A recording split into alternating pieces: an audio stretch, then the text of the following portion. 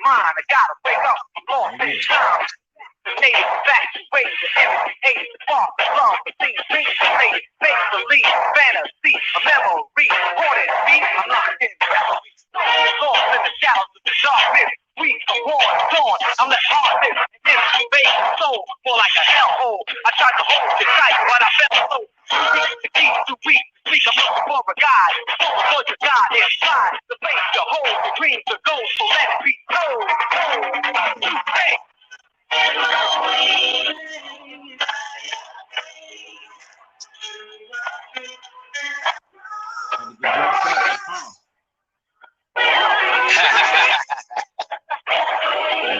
you hear me good? I had to, yep. I had to put these glasses on for sis.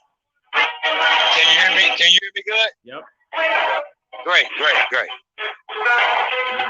I'm talking through the. Okay, yeah, I can hear you good.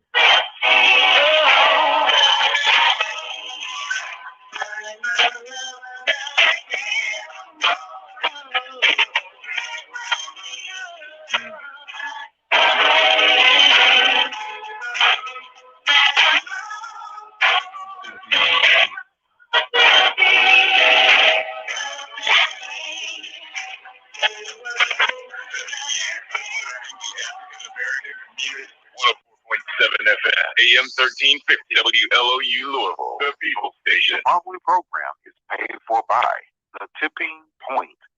You are listening to The Tipping Point Show with your host, Mr. Just Ask Joe, John Yeah. Right here on WLOU. Stream it live on Facebook and WLOUonline.com. And now.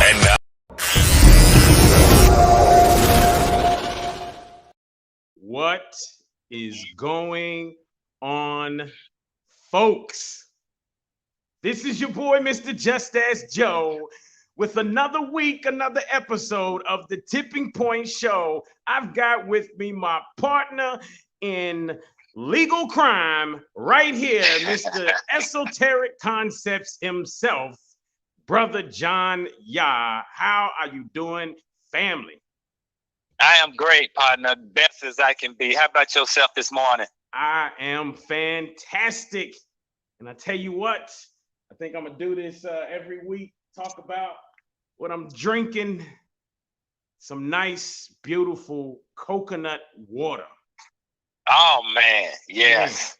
And I tell you what, I drink water traditionally at a room temperature or very, very light, cool temperature. I don't like to make it ice cold when it comes to water, but I'll be honest, when it comes to coconut water, I love it nice and cold from the fridge, bro.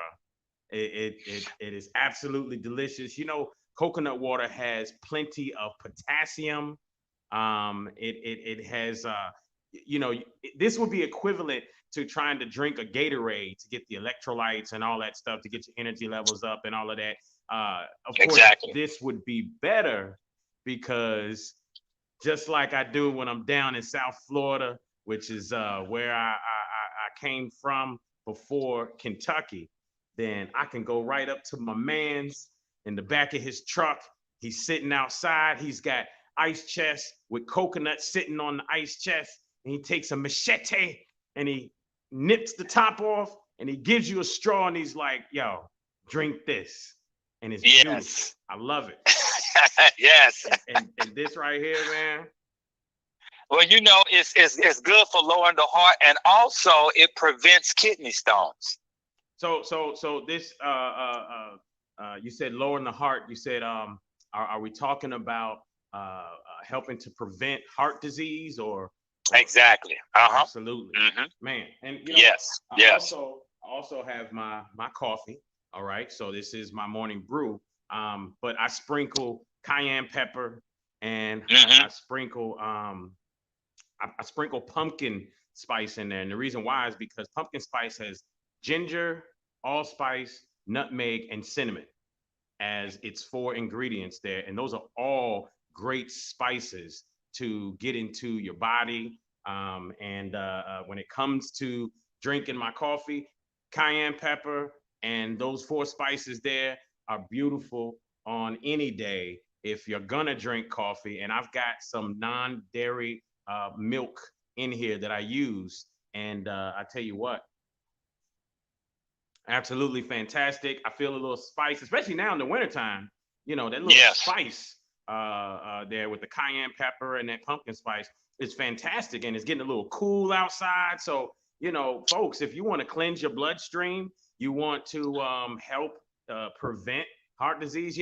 We live in a reactive country, not a proactive country, meaning a bunch of people mostly are taught to react to things as opposed to focus on doing things in advance for prevention, right? So this is a situation where we can start talking about prevention when it comes to even just as simple as a cup of coffee. Folks, if you're gonna have the coffee, do it the right way, right? Exactly, that's right. Man. One of the things I was reading this morning was about France's opinion of the woke community in the United States. Yeah, you should check it out.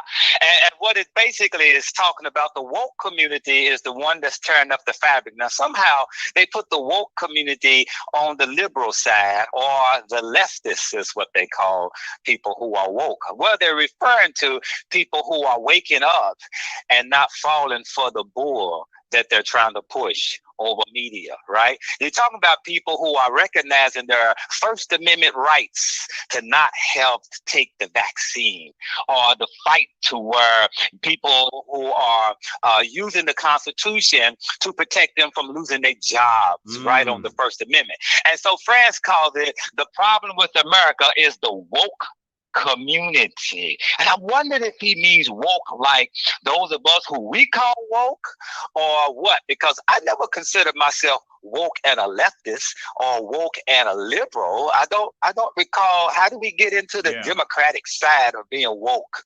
Yeah, I don't understand that either. And I think, really we should reach out to whoever wrote that article, and we should get them to come on the show and try to talk about that, because to be honest with you, I wonder how much about America they actually know as they're writing that article, because, I'm not going to sit and write an article about incense, because that's not my area of expertise. I could, sit and write an article about incense and say, this, that, and the other about incense. And John, you would look at me and be like, what in the world is this brother talking about?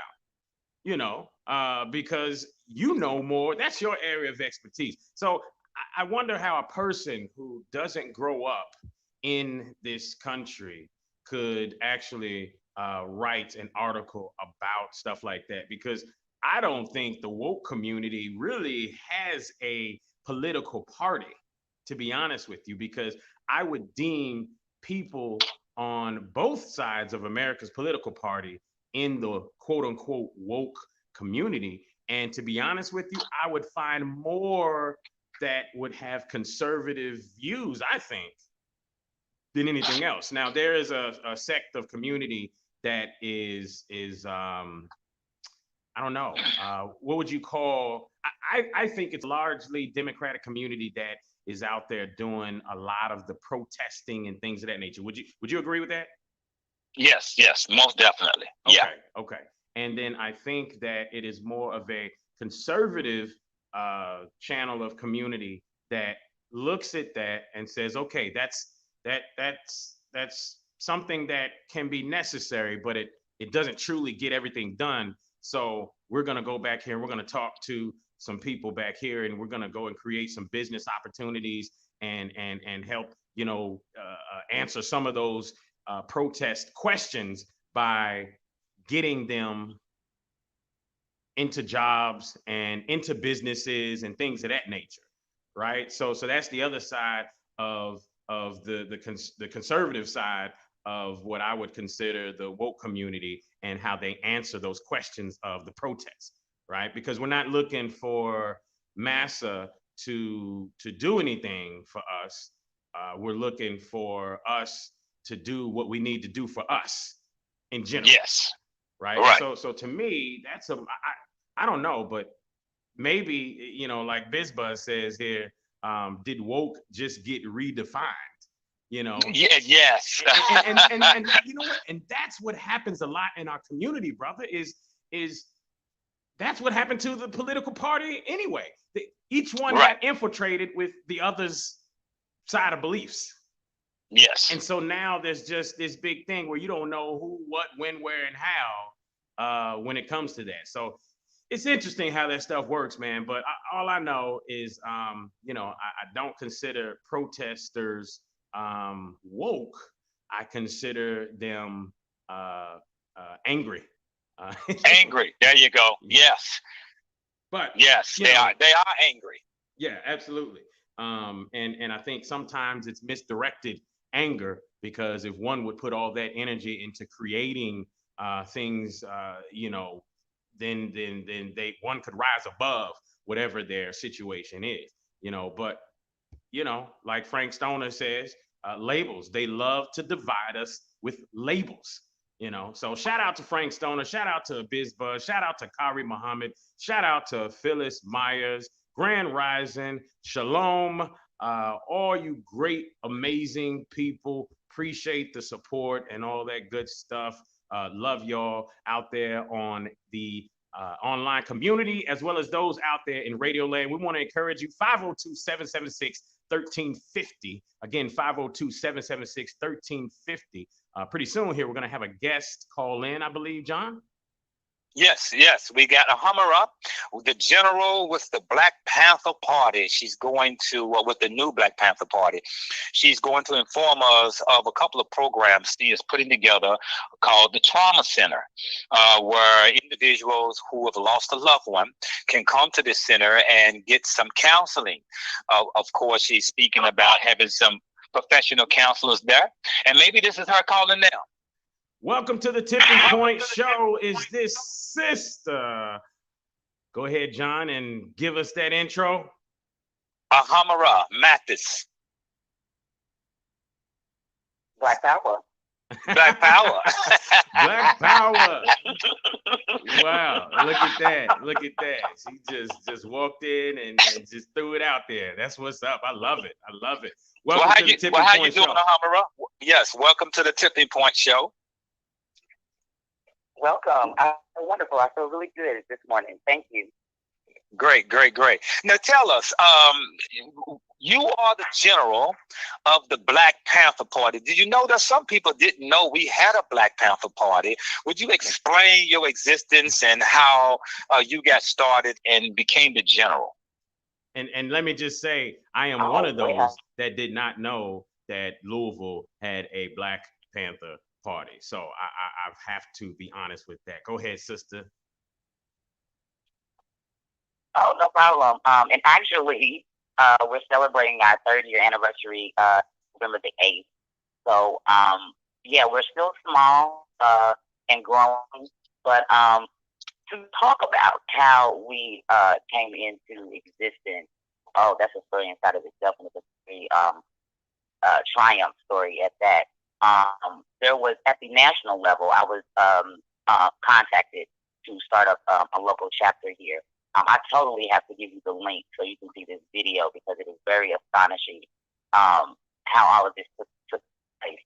But long story short, was contacted by the national level to start a chapter, and we basically just that.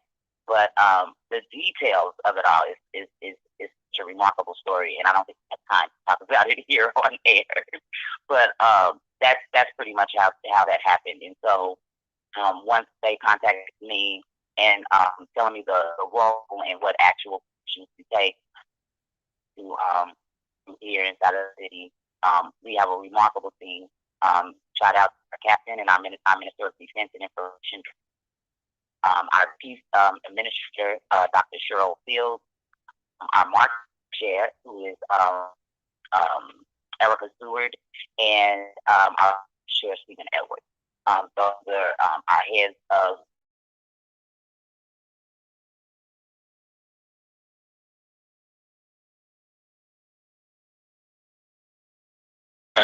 Well, I tell you what, I'm curious when we start talking about this, what were you doing that made nationals contact you? That's a good question. Because see, in the midst of all of it, we did take down a federal agent in the process. So, yeah. Oh wow. Okay. It makes you All wonder. right. All right.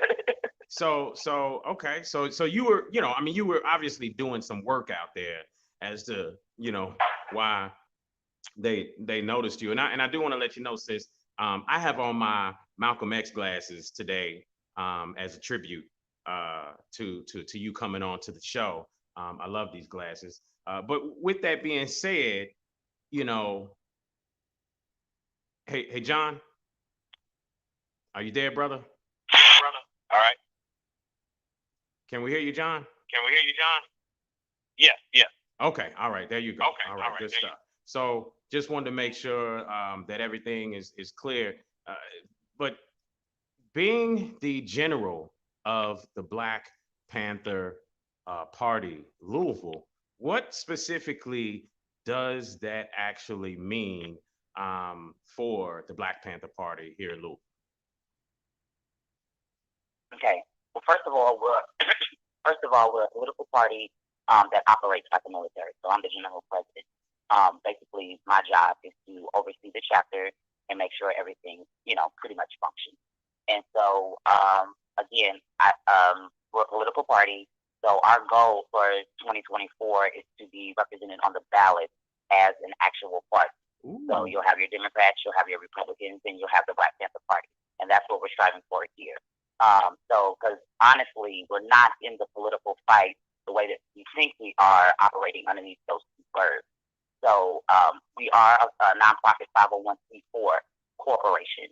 So that means that we can endorse candidates. We can run candidates, and that's what we want to. And that's what we want to do here locally.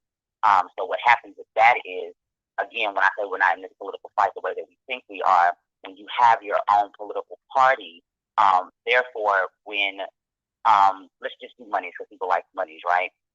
Those monies will then come to us, and we can divvy up our funding across, through our business, or however we want to situate, put it out there. I'm sorry, I'm messing up my words. We have that power to do that. When I say we get breadcrumbs, a lot of the time we do, because when you're dealing with politics, monies, things of that nature, if they already have their channels and their funnels of the way they're gonna have, you know what I'm saying? Because they can do that because they're their own corporation. So we have to establish ourselves like that as well in order to, be in the game. So that's something very realistic. It's going to take a lot of hard work and getting out inside of the community, but we want to be represented on the ballot in 2024. I have a question real quick. In the new Black Panther Party, is there any association or relationship with the NFAC? Black Panther Party. Revolutionary Black Panther Party. Sorry. Yes, not the Black Panther Party. Relationship? Go ahead. No, I just wanted to make it right. Go ahead. Is there any relationship between this party and the NFAC when they came to Louisville? Absolutely not. Okay. Hold up. Because I noticed something there. I'm a very observant brother. So, and I'm not, and we don't want to, start anything or anything like that. But does the new revolutionary Black Panther Party have a particular position as it concerns the NFAC? Absolutely. And let's get the name right. It's Revolutionary Black Panther Party. Okay. All right. Yes. Revolutionary Black Panther Party. What would be their position as it pertains to the NFAC? Well, because we're highly intelligent, the NFAC is a false flag organization. Not real. It's not legit. It comes into in different aspects, cause division and confusion. We studied Grandmaster Jay a long time ago, so it wasn't hard for us to identify who he was. Okay, and that's what worried me when he was here at the time, because it's something about Black people inside of our brains when we think Black Power, when we think, Panther, when we think military, we see all black guns and all of that extra stuff. From the original Black Panther Party of 1966, and I get it, but we don't. This is 2021, okay? So a lot of things have changed, and so what my fear was with the city was they see this huge group in the heat of Breonna Taylor and wanting justice. First of all, it's not how you're going to get justice. Anyways, everybody has to know that. Everybody knows you have to do a legal process of getting any type of justice in the judicial system. Okay, and it's just there's a lot of misconceptions. You know what I'm saying when it comes to things like that. So it really got Louisville hype. Whether they like the image or they felt proud and strong, I really don't care. It was just way too much. It was staged, and it fell through. It came and it disappeared, and nobody cared. You know what I'm saying? He's like an opportunist. You know what I mean? But he's also an agent too as well, and we have to be able to recognize people like this. And he's been in the city several times, and I don't know if it's a thing with him and Tim Finley running for mayor. I don't really know. I have my own intuition about and discernment about things. I won't say it all here, but sir, just leave. You know what I'm saying? It's just a mess. Hey, John, she sounds like the female version of everything you've said. I mean, to be honest with you, John Yah has pretty much said those exact words. And it's kind of amazing because you're right. There is something that is built within our psyche that has us to the point to where when we hear, we want to latch on to something, and if it's something that says that we are great, it's as if we can't internalize it ourselves individually, which would create a better community for us, which then would create a better community for the country. Because when we do great, everyone does great. But it's as if something is out there, something's embedded into our brain that says, oh, look, there's a leader that's speaking for us. Ooh, let's jump. Ooh, let's jump on it and run with it and go with it, and so it's interesting when you start talking about that, because now you start talking about psychology, the psychology of the American descendants of slaves' mind, in a sense, and that's another conversation. What does the Black Panther Party have to say about that whole idea of the ADS community / movement? And to be quite honest, I don't really know too much about the community. I've heard the name several times. I might have watched some videos maybe some years ago, maybe 2 years ago, like some YouTube things. And I know they were talking about, reparations and things of that nature. I don't really have an opinion, salute to the movement, because anything that brings in unity, I support. But I don't have a position right now or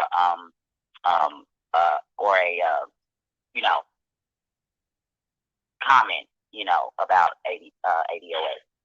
But like I said, anything that can unify numbers, I'm kind of for. Until we find out otherwise, really right? Yeah. Tell me. Let's talk about this new venture you are embarking into with the trauma centers you're looking to do to set up in Louisville, Kentucky. Yeah. All right. Let's get to it. These are violent solutions. Okay. Unfortunately, locally, Louisville has been suffering from acts of violence in our community and our young people. We've held plenty of vigils. We've had plenty of marches. We've come into group spaces. talk, just to air things out. But we really have to dig into the meat and the potatoes and come up with real solutions that actually work. So, first of all, Black people need to understand that violence inside of our community is political. It's political. Okay? So, I feel like a lot of the time we don't have the proper information as to why we are operating in the manner that we are. So, two of our solutions are trauma centers and independent Black schools.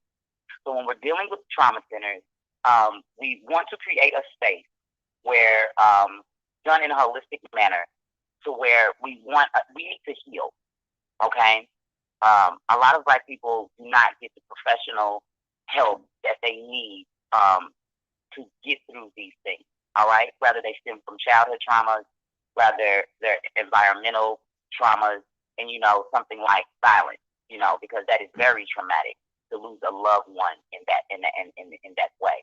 So we wanted to develop trauma centers. So the idea came, I think last year, the year before last, I'm losing track of the timeline. We were at a board meeting, and we were discussing, this issue of violence and what we can do.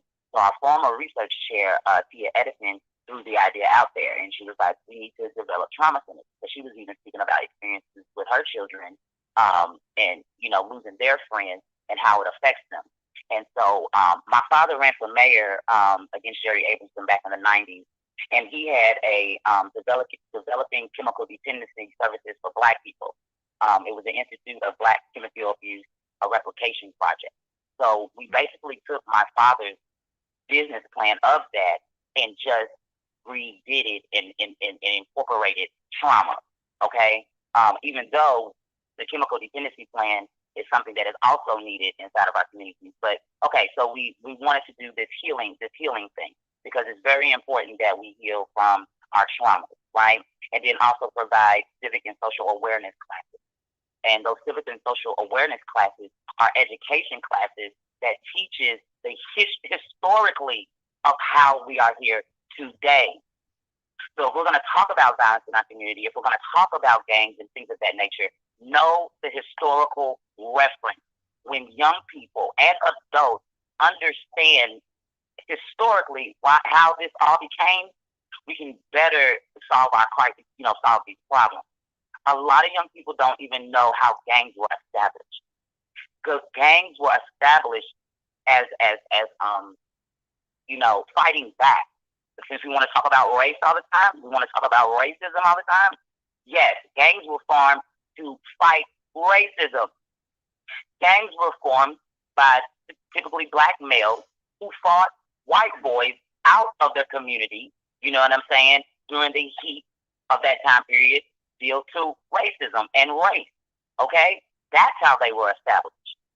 How in the hell, how did we get from fighting, you know what I'm saying, our enemy to fighting each other? Now, when you take something like the Black Panther Party of Self-Defense of 1966, okay, who too bared arms against racism, police brutality, okay, it was very profound, took the world by storm, from the nation internationally, okay? When they neutralized that movement, okay, and exterminated its leaders, by death or prison, and then this thing called crack, okay, now our gangs are not as organized and don't have the what do you call it,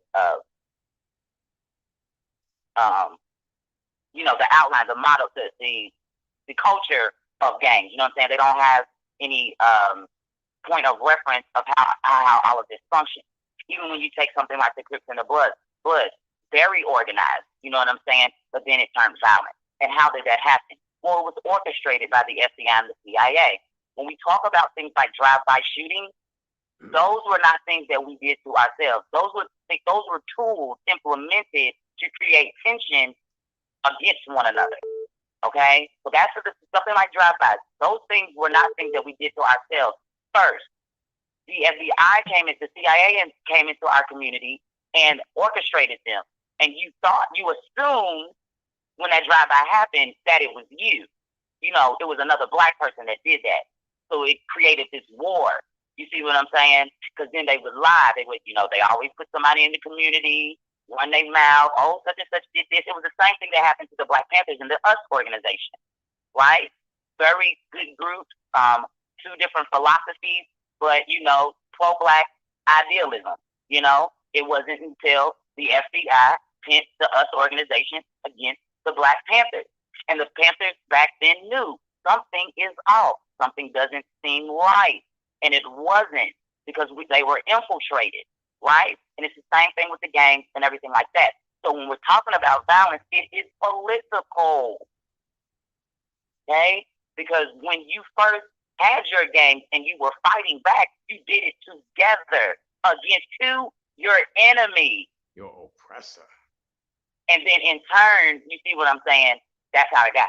So when we're talking about these civic and social awareness classes, that has to be told.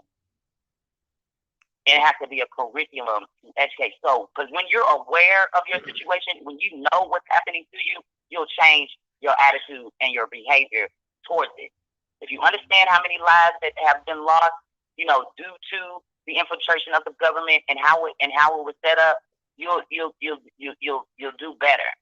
And there's a wonderful documentary called The Black Panther Party that even inside of these trauma centers and these classes, that documentary needs to be shown to adults and children. You'll think about your situation better when you know the history and how it happened. Okay? So when you're talking about the war on drugs, when you're talking about the crack epidemic, we have to remember America could not fund a war in Nicaragua. So what they did was pump drugs inside of our community, okay, and suck the money dry from the people, killed us. You see what I'm saying? For my dollars off of drugs. You know what I'm saying? And then in the same breath, a lot of those Black men end up going to jail. Like, how am I going to jail for selling the drugs that you gave me? You feel what I'm saying? So all of these things that need to be discussed and reevaluated. And I feel like when we have that education, when we start having that dialogue, things will start to change. That's a form of healing too. A form of healing is knowledge. But again, we want to set up these trauma centers. One, we want specifically geared to ex-gang members and or affiliates, okay? Where here you can get experience counseling as well. We definitely want to work with those brothers and sisters who have actually been in gang culture on the street and have success stories of how they overcame certain certain conditions, or whatever. And then also professional counseling as well. And then we also want to have inside, a part of the healing spaces, we want to take a holistic approach by practicing meditation. Okay? People will be surprised how much your life can improve by just breathing, simply breathing. And we breathe every day and we take it for granted, but we're not breathing correctly. Okay? And so, tell us before we go, how to reach out to this program and how can one help to donate or whatever? Well, you can go to our website. There is a donation link. You can also right now we're in the midst of the budget for it. So everything is outlined. It's more of a budgeting factor. But for any questions or wanting to get involved, definitely can hit us by email, and that's the letter R as in red, Panther Party @gmail.com. We would love the minds of the people to definitely come together to get these wheels turning. Well, I tell you what, I find it amazing. You've got some serious power here, sis, and there's a brother right now that's in the comment section that I haven't seen in a very long time.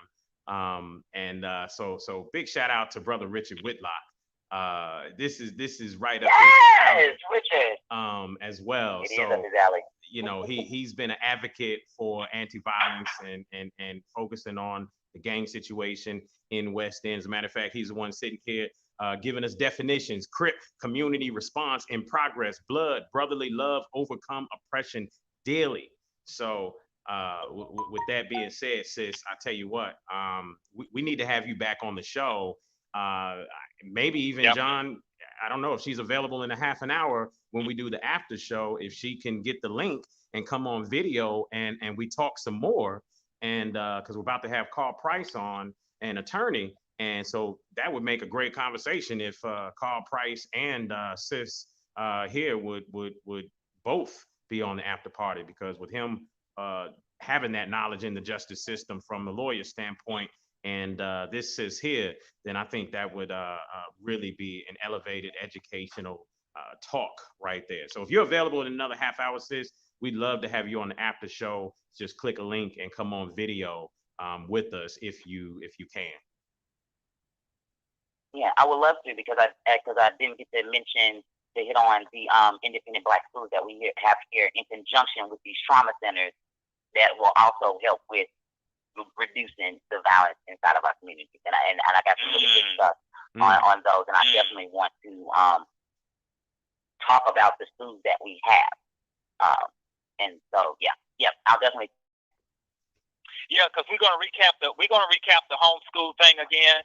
So definitely this time on the next round we'll have more time to talk to you about that. But yeah, if you can come on the after show, that'll be great. We can build on that also. I should. All right. Thank you. I love it. All right, sis, appreciate you.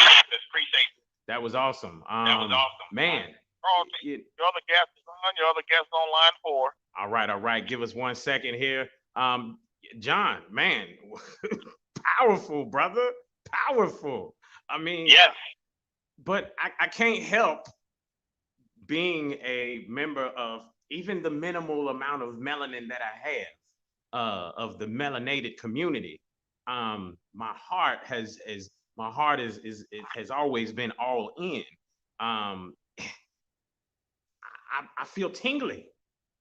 You know, I feel something, bro. And I guess when you connect with the idea of things actually moving forward and people coming up with creative ideas to help a community move forward, then you can't help but to feel this type of something inside you that says, oh man, we here it is. I want to connect to that. I want to be a part of that. So we definitely have to have her back on the show. I'm hoping that we can get her on the after show. And if you can shoot that link out to her, that would be fantastic, bro. Any words on what we just heard before we bring Karl on? No, nothing at all. We can definitely move forward. Let's get our sponsors in, and then we can wrap a call on that. So we'll do sponsors real quick. Hey Jerry, can you take us out to a quick little 30-second commercial? And we'll come back, do sponsors. John, have you talk about your prison reform thing, and then we'll bring Karl in. All right. We'll be back right here on the Tipping Point Show. What is dedication? My daughter started making necklaces. She makes what we call affirmation fashion. I tell her every day that your black is beautiful. And if there's anything better than being beautiful, it's being smart. If there's anything better than being smart, it's being kind. And reaffirming that every day is our method of making sure her chin never drops. That's dedication.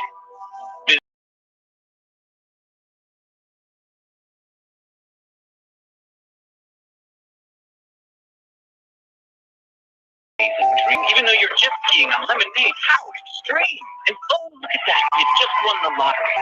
Is that a castle? Take the key. It's your property. What's better than swimming in space? Just wait for the big reveal. It's Taco Bell breakfast, and it's actually real. So it's time to wake up and bid your dreams farewell, because toasted breakfast burritos are waiting for you only at Taco Bell. Like the same Taco Bell location near you during breakfast hours only. All right. Welcome back once again to the Tipping Point Morning Show. I want to make sure we give a big shout out to a BB Toomey trading company that is sayababa.com, folks. A BB Toomey trading company. They are in over 400 locations near you with their Sayababa and soap sticks products. Folks, we're talking incense, we're talking oils, we're talking people who actually take their positive energy and put it into the products that they make. And they facilitate that for you with nothing but love. They're in over 400 locations near you. Remember, SYABABA.com. Again, that's sayababa.com. That is owned by yours truly, Brother John Yah. And once again, folks, when it comes to healthy organic supplements, healthdaddywow.net. Remember, healthdaddywow.net. All right. You can check them out online, look at their products. You can call them up. They're right on Ralph Avenue, folks, here in Louisville, Kentucky. But all over the world, they ship products everywhere, internationally, all over the world. They ship products. I was just out there here recently checking them out, and I tell you what, amazing stuff. Healthdaddywow.net. Shout out to Frank Stoner for that right there. Brother John Yard, you have a prison reform program that you're going to be bringing to the table here soon, right? Yes, well, we already started it. The prison reform program is for those who just came out of prison. So we have a $100 minimum on our platform and our business, to where individuals can come, and to purchase from us, you have to have a $100 minimum. So therefore, guys who's coming out of prison, the first thing will say, well, I don't have $100. Well, guess what? We're going to give you $100 worth of products to go out and sell. And when you make your $100, now you can come and purchase, and that way you can bring that $100 back to us, and now you can purchase $500 worth of products to go out and sell. So it's an opportunity to get up on your feet. If you ain't got no job, you ain't working nowhere, it's a great opportunity to become an entrepreneur right off the bat. So those who are interested, just got out of prison, please call Khalid at 502-224-6135. I'm going to say it again, Khalid at 502-224-6135, and he'll set you up with a package. All right, man, that's beautiful. Next up, we have an amazing guest, an attorney, Karl Price, Esquire, on the line with us. He's also in our comment section on the show. Big shout out to Mr. Conscious Fever himself, Karl Price. How you doing there, brother? Welcome to the Tipping Point Show. I'm doing well. I'm echoing. Hold on one second. I'm doing well. Awesome. How about you guys?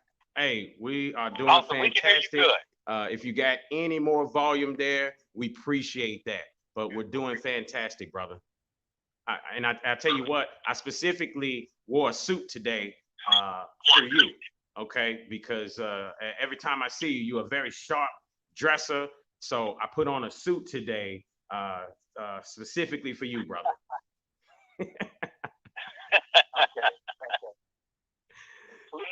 Mr. Price, I wanted to talk to you about one thing about the PFO, which is persistent felony offenders. Those of you who are unaware of the PFO, it is something that hangs over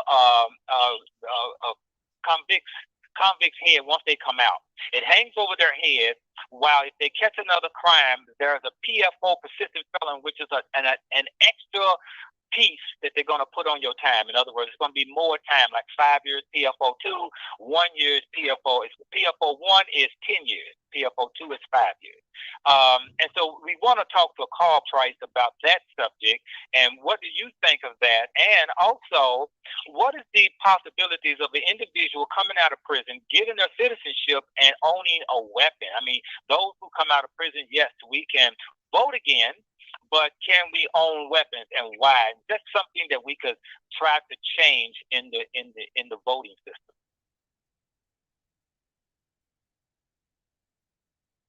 Is it, Mr. Price? Okay, so can you guys hear me clear? Yes. Yes, sir. Okay.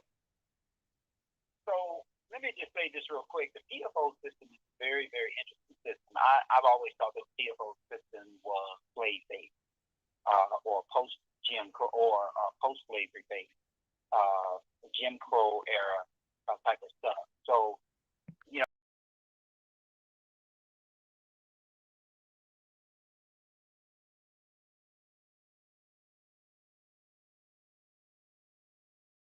any felony crime, if the sentence has been completed within the past 5 years, the offender is on probation, parole, etc., from the felony conviction. or if the felon is in custody or has escaped from custody. PFO, and then that's PFO first. PFO second degree, for instance, applies to felony offenders with one previous felony, and PFO first degree applies to those with at least two previous felonies. So here's what this means, for instance. With the PFO second degree sentence enhancement, which applies to offenders with one previous felony, a Class D felony with a 1 to 5 year sentence becomes a Class C felony with a 5 to 10 year sentence. A Class B felony with a 10 to 20 year sentence becomes a Class A felony with a sentence of 20 years to life in prison. Now, PFO 1, however, which applies to offenders with at least two felonies, a Class D felony charge becomes a Class B with a sentence of 10 to 20 years instead of 1 to 5, and a Class B felony charge becomes a Class D with no parole eligibility for 10 years. And here's the tricky thing about PFO. The PFO statute takes a lot of discretion out of judges. The PFO enhancement must be applied if the prosecutor pursues. So, there is some reform out there to the Kentucky PFO law that has been pursued, but I think by the Kentucky Department of Public Advocacy, advocating to give judges, if the PFO law is going to stick around, PFO law probably should cease, but if it sticks around, what they want to see is judges having more discretion in the sentencing, because if the prosecutor pursues it, the judge has to entertain it. So it's really interesting. It's really interesting. And here's one very interesting stat according to the Kentucky Department of Public Advocacy, the Department of Corrections data. Here's what it shows: that 3,738 inmates in Kentucky are serving PFO sentences. Okay, and that's October 2020. So 3,738 inmates in Kentucky are serving PFO sentences. 16% of the inmate population, that is 16% of the inmate population, the average PFO sentence, get this, is 23 years. The average non-PFO sentence is 11 years. So, obviously, we don't need to talk about, when we talk about something harsh, it always leads us into the discussion of the disparity in its application, especially along, racial lines. So that's interesting. So, because when you look at this, for a lot of young black men who comes out, don't have a great opportunity, ends up falling himself back in the prison system. Now he's stuck with these PFOs and enhancement of the previous crime because of the current crime, but because it's enhanced because of the previous crime. How can we change that? Who do we look to? Is it the judges? Is it the mayor? Who do we try to change that? Is it the prosecutor? To where we can look at as our voting block, that is, to make those changes so it favors us more. Let me give you an example. Inmate coming out of prison, he done served his time, right? But he still got other things hanging over his head, waiting to send him back. Even parole officers who hassle their client do it because they get a bonus for every inmate they send back to prison. So how can we change this? Because it sounds like this is stacked up against young black men. Well, at the outset, there should not be any system that allows an incentive, particularly a financial incentive, sending people back. You guys may remember, I want to say it was less than 10 years ago, there was a federal judge, and I think it was a state judge in Philadelphia that actually went to the federal penitentiary because he was sending an alarming rate of young juveniles, particularly African-American juveniles in the Philadelphia area, to this juvenile penitentiary system because he was getting a kickback from it. So, the incentive obviously would never work. I think the way you change it is that it's something that the Kentucky Department of Public Advocacy has been advocating, is that, right now the PFO law applies to you if you have a previous felony conviction, okay? You have one, there's PFO 2 for enhancement. If it's two or more, then it is PFO 1. there is advocation out there to deal with the PFO law in the sense that only the PFO law should apply to violent offenders and certain crimes.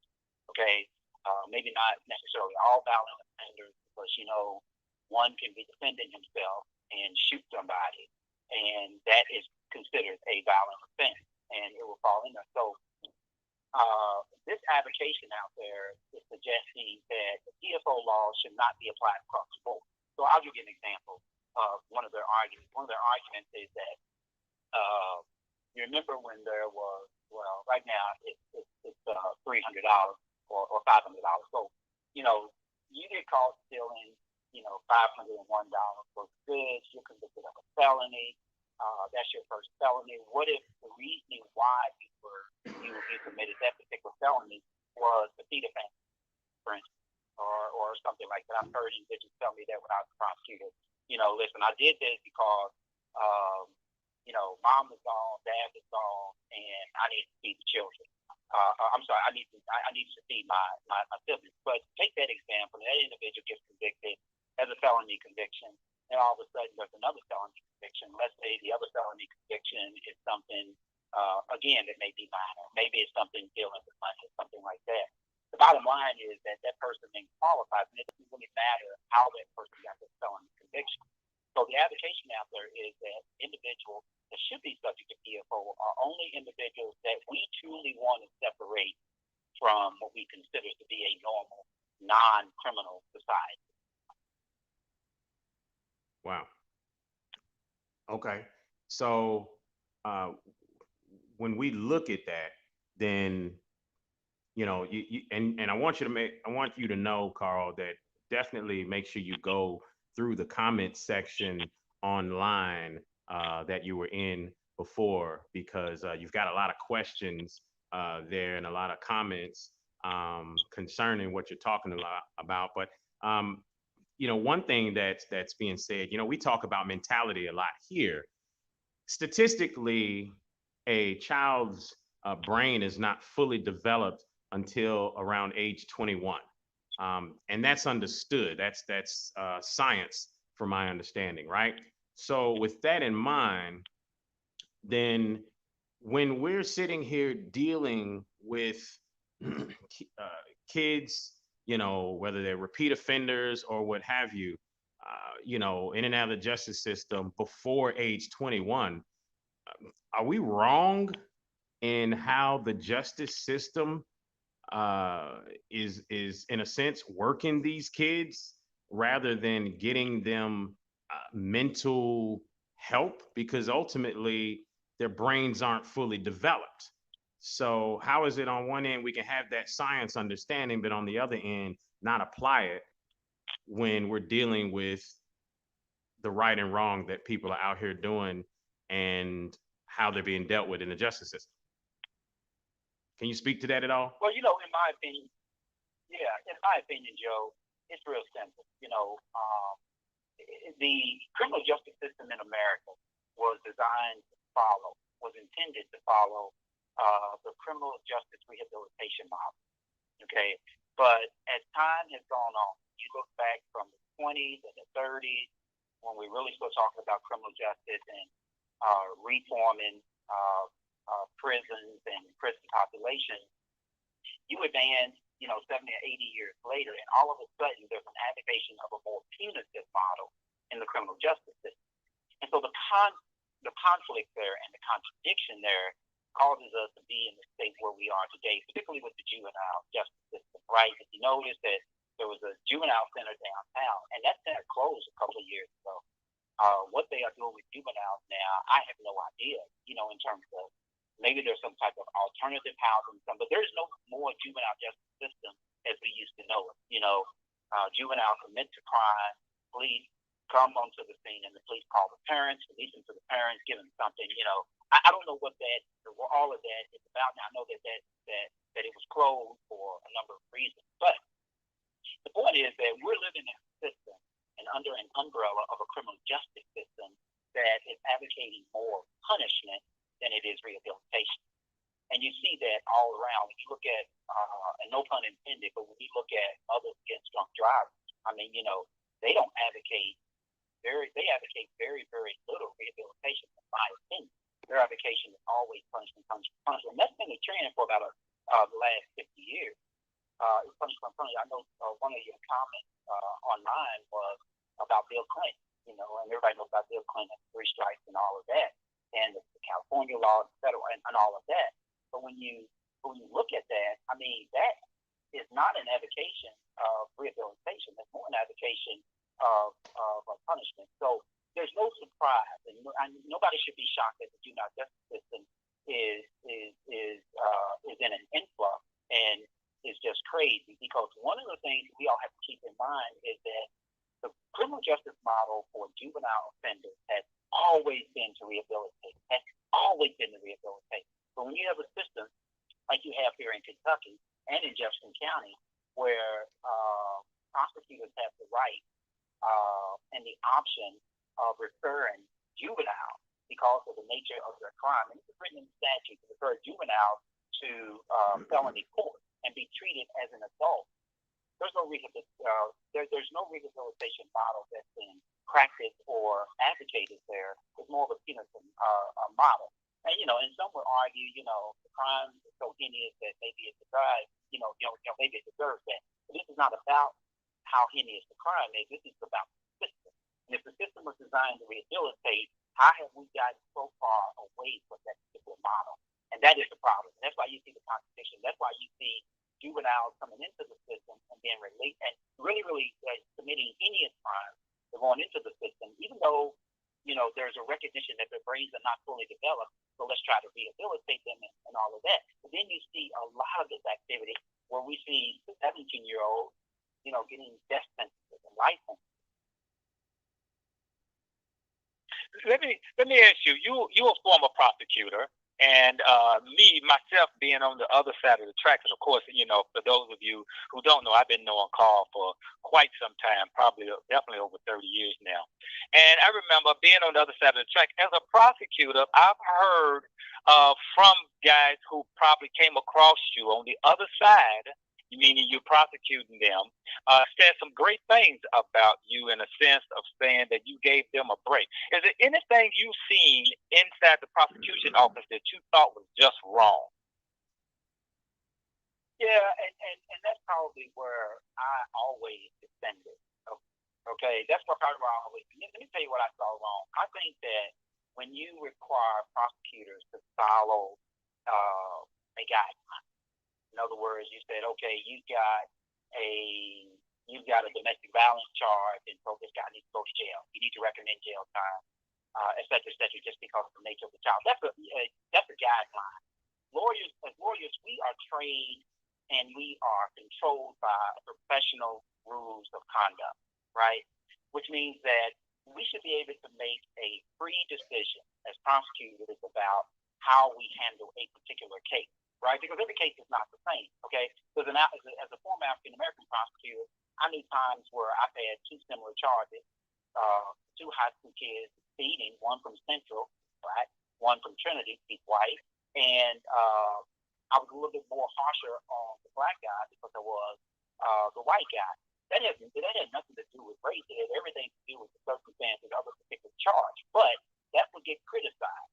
Okay, that would get criticized, and the problem with that is that the prosecutors are given a guideline to say, okay, what you do for one, you have to do for the other. And guidelines never work in favor of African American offenders at all. Okay, but my point here is this: is that when you send a prosecutor to the courtroom and say, these are the parameters you have to follow, the prosecutor has no discretion. Okay, and some of us don't want prosecutors with discretion. So those people, John, that have come across me when I was a prosecutor and said that, you know, he was really good to me, that, you know, it's because I exercise independent judgment. You lose that in a prosecutorial office when you have guidelines to follow.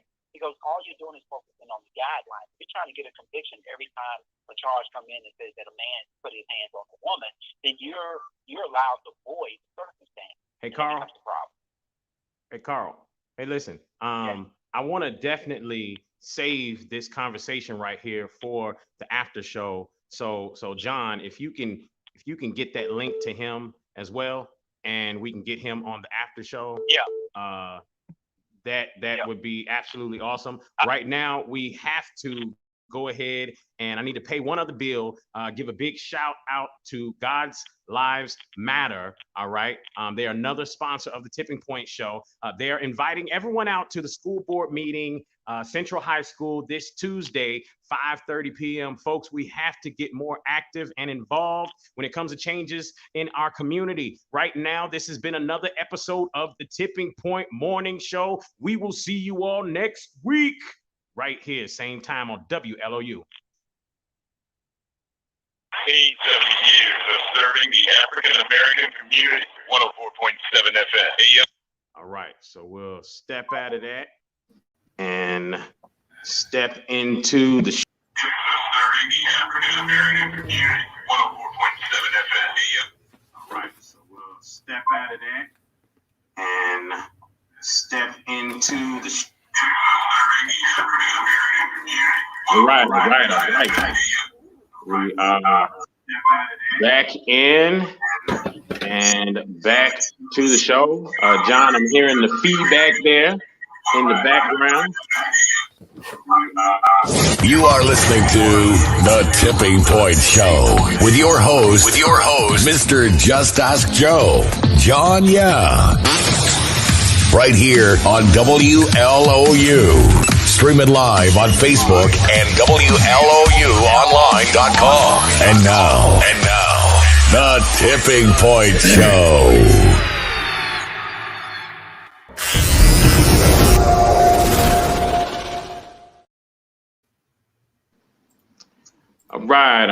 All right. Let's see here. So John, you think we're gonna have Sis and Carl come on? I sent them both a link. Let's see if they follow up. Let me see. Let me text Carl and tell him I sent him the link. Absolutely. Man, that was a powerful show, man. I loved it, man. We could have did a whole hour with each one of those guests, man. We might have to do a couple other shows. We might have to buy another time slot. Man, that was some powerful stuff. So what'd you think about today's show, and was there anything that stood out to you that maybe you learned or that maybe you thought was great that you want to speak to? Well, the whole show is really about, how can we basically overcome the situation that we're in with all these different battles. You do have Ahamara and the Black Panther Party doing their thing over there. We got people doing what we're doing over here, and we're all trying to contribute to this one understanding. Of course, having Karl Price on, giving us the inside scoop from the lawyer's point of view of the criminal justice system is priceless, actually, to understand how this works. Me as coming from the criminal justice system, and bringing my perspective to it of what it takes for a person who comes out, what they need to do to try to get on their feet and get out here and make it, and then the legal side of what gets you in the criminal justice system. So we're trying to tackle this because here's the thing. Another thing that we want to talk to Carl about is, guess what? If you go to prison for a drug case and you serve your time, you can actually come out here and be owing money, taxes, for the drugs that you were selling, right? That you done already served time for. So now you in debt with the government. Hey, hold on, man. Hold on. Say that again. Yeah. Say you mean to tell me that, as a young D-boy, if I had got caught up years ago and I went to prison, come out and I would have had to have paid taxes on the so it's like $200 a gram.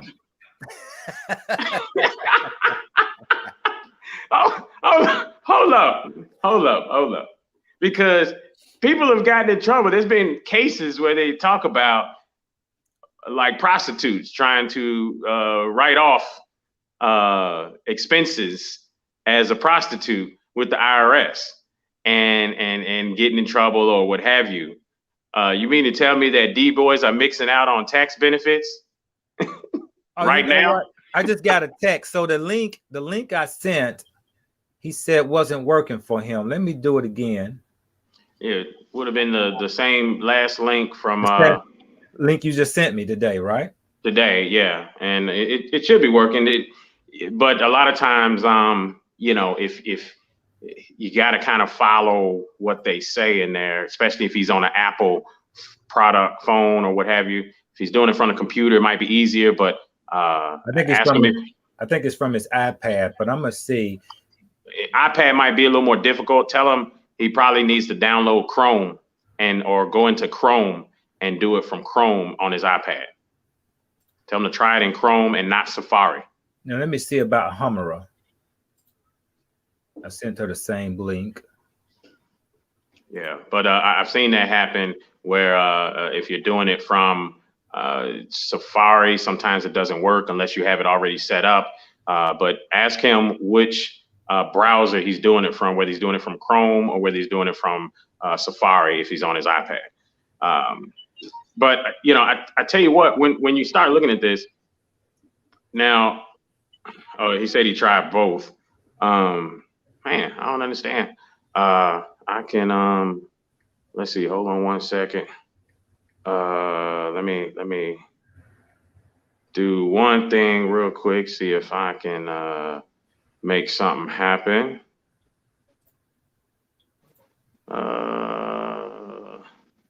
Let's see if I can do this.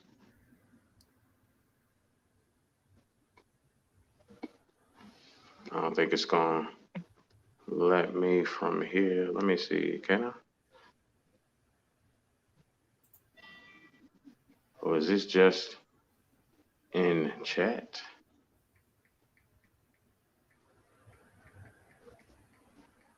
This is interesting.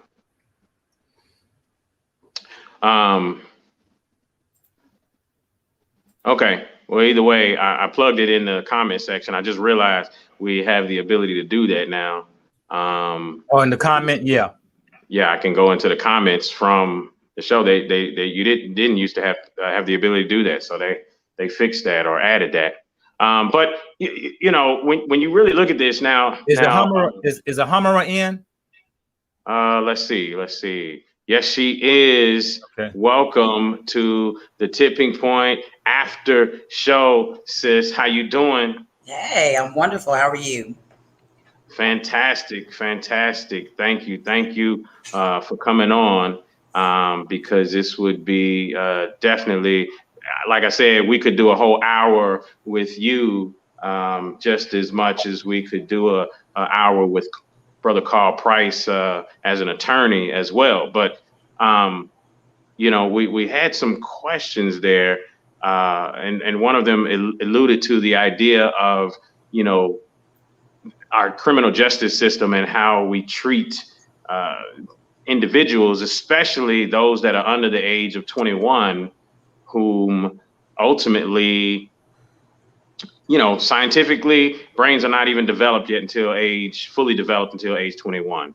And so you got people committing quote unquote crimes or what have you, and then just fully in and out the judicial system, the prison system, and their brains aren't even fully developed.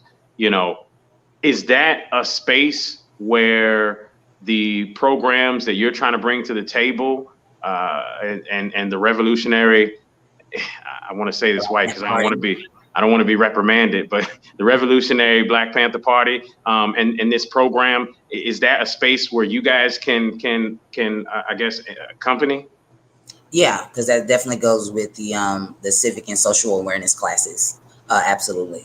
And then, like I said, not only do we want to have these trauma centers, but it's also our independent Black schools that we have here locally that is very, very key and important, not just for a solution to reduce violence, but better. We need to be in culturally relevant spaces. And it's not that I have a problem with the public school system. It's just that it's designed for children to go to school to excel and all of those things, but politically, it's just not a good space for our children to be in at this time. We need to teach more of entrepreneurship and creativity so we can produce as a nation. We can't be workers constantly our whole lives. And with that being said, public school systems just do not give our children what they need. Period. So ultimately, like you said, it's not that we have a problem with the public school system, but the public school system has a problem with us. Their problem is that they do not know how to fully facilitate learning and understanding of the melanated child here in America. But yet and still, when you start talking about creating business, America is a powerful nation, and ultimately it gets what it pays for. So if in fact it wanted a nation of business owners, then it would get that. If it wanted intelligent people in math and science, as opposed to us being at the bottom of the list in comparison to every other nation out there, or 28 in math and science, then it would get that. So ultimately, what that says is, can we actually create what you're talking about here in America under the American system? Because America was a company that was created to have employees. We're the employees. Yeah, of course it can, because it's happening right now in Louisville, Kentucky. And I think it's phenomenal. It's just that I wish we as a community would push more forward, push it forward. I was getting ready. When you say you wish we would push it forward more, what is it that the community can do to help push that movement forward? How can we collectively come together to do that? Well, we collectively need to get these dollars together. But when I say that, I say this because we have schools like I have a school, and it's located at the NIA Center. Unfortunately, it's just it's me running it myself. I do need support. I would like more teachers on board, of course, funding and things like that. Would love to have to be operating in my own facility and not the NIA Center. You also have the Mazizi School Co-op that's located in Louds Mall, and that's functioning. Beautiful program by Kristen Williams. And the thing is, the capacities are too small. We have tons of children, but we can't house them all at this time. You know what I mean? So it's about funding our schools and the community having awareness that they even exist. And again, we have Liberated Minds. We even have the Lanita Rockinettes dance school. We have the Youth Performing Arts School, that's with DuPont Manual High School. But we have our own performing arts school that's been in existence for over 55 years. You see what I'm saying? We have functioning schools right here in Louisville, Kentucky. Also, Patisse College University by George Addison. Shout out to George Addison. He's our 2021 Bell Award recipient here in Louisville, Kentucky. So it's about getting with the schools that already exist, the heads of those schools that already exist, developing the proper budget, finding the location, and actually building the structure in the schools itself. You have more than 5. You've got about 6 operating independent Black schools, not programs that are part of JCPS. That's not an independent Black school. Okay. Things like W.E.B. Du Bois, I'm not throwing it underneath the bus or anything like that, but that is not an independent Black school. Correct. It is not independent if it functions underneath JCPS. Correct. All of these schools that I've just named, those are independent Black schools. It's about finding Black investors to invest in the schools. Then it's about getting Black teachers on board to develop the right curriculum to teach our children. And then it's the real true debate is, how do we compete with Jefferson County Public Schools? The pay. And that would be one of my things. How do we compete? with their salary. To pay for the salary for the teachers. Yeah, that would be the thing. And definitely, I think it would, you know, even if we did elicit those funds, it would first have to be from a sense of passion that a person would be able to even come to the table to teach in that forum with our kids. So I definitely agree with you on that. Now, the Black community, the ADS community as a whole, elicits about $6 trillion a year here in America, pretty much spent everywhere else but within its own community. So do you think that if we were to give out a free pair of those $5 Jordans and those $6 Yeezys that are sold for hundreds and thousands of dollars to people to come and help, that we could get more help in doing stuff like this? And I'm being a little facetious when it comes to that, but you know, I feel like as a community, how do we get us to stop spending money elsewhere, but collectively take that money and spend it more towards us and things for us instead of just talking about it?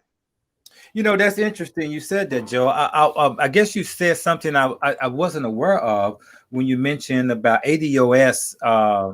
ADOS has funds for how much? No. When I said the ADS community, I'm just saying American Descendants of Slaves. I'm just describing Black people here in America. And I need to, and you know what, and I probably need to look that number up again. That's a number that I looked up as I heard at one point. But definitely we have a lot of money to contribute to the table. It's just not being spent in our communities, which we know that to be fact.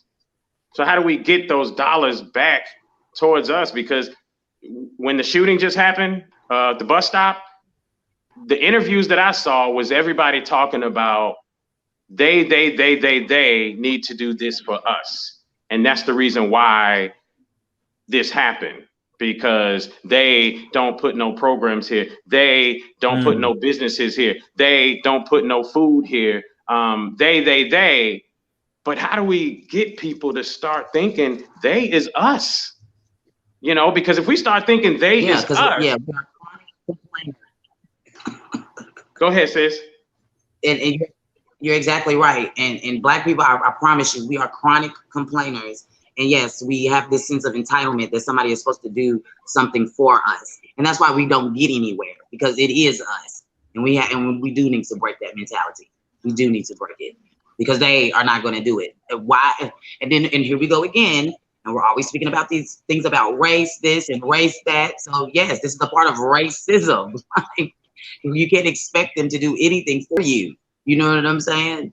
And then get mad. And I wanted to dwell on that when you spoke on that early in the show, because, you know, we are here on the show believers that racism exists if you allow it, right? So when I hear you speak to that, when you talk about racism, exactly elaborate on that. What are you saying? Well, in this context, again, you had mentioned earlier that now, how do I want to do this? Well, I guess what I'm saying is, what is your feeling about race and the ideology of it? Because, you know, I hear you speak to, you know, you talk about a lot about saying, here we go again with, you know, pointing towards race as a problem. So it almost sounds like you might be a believer just the same, that racism exists if you allow it. You know, what's your thoughts on it?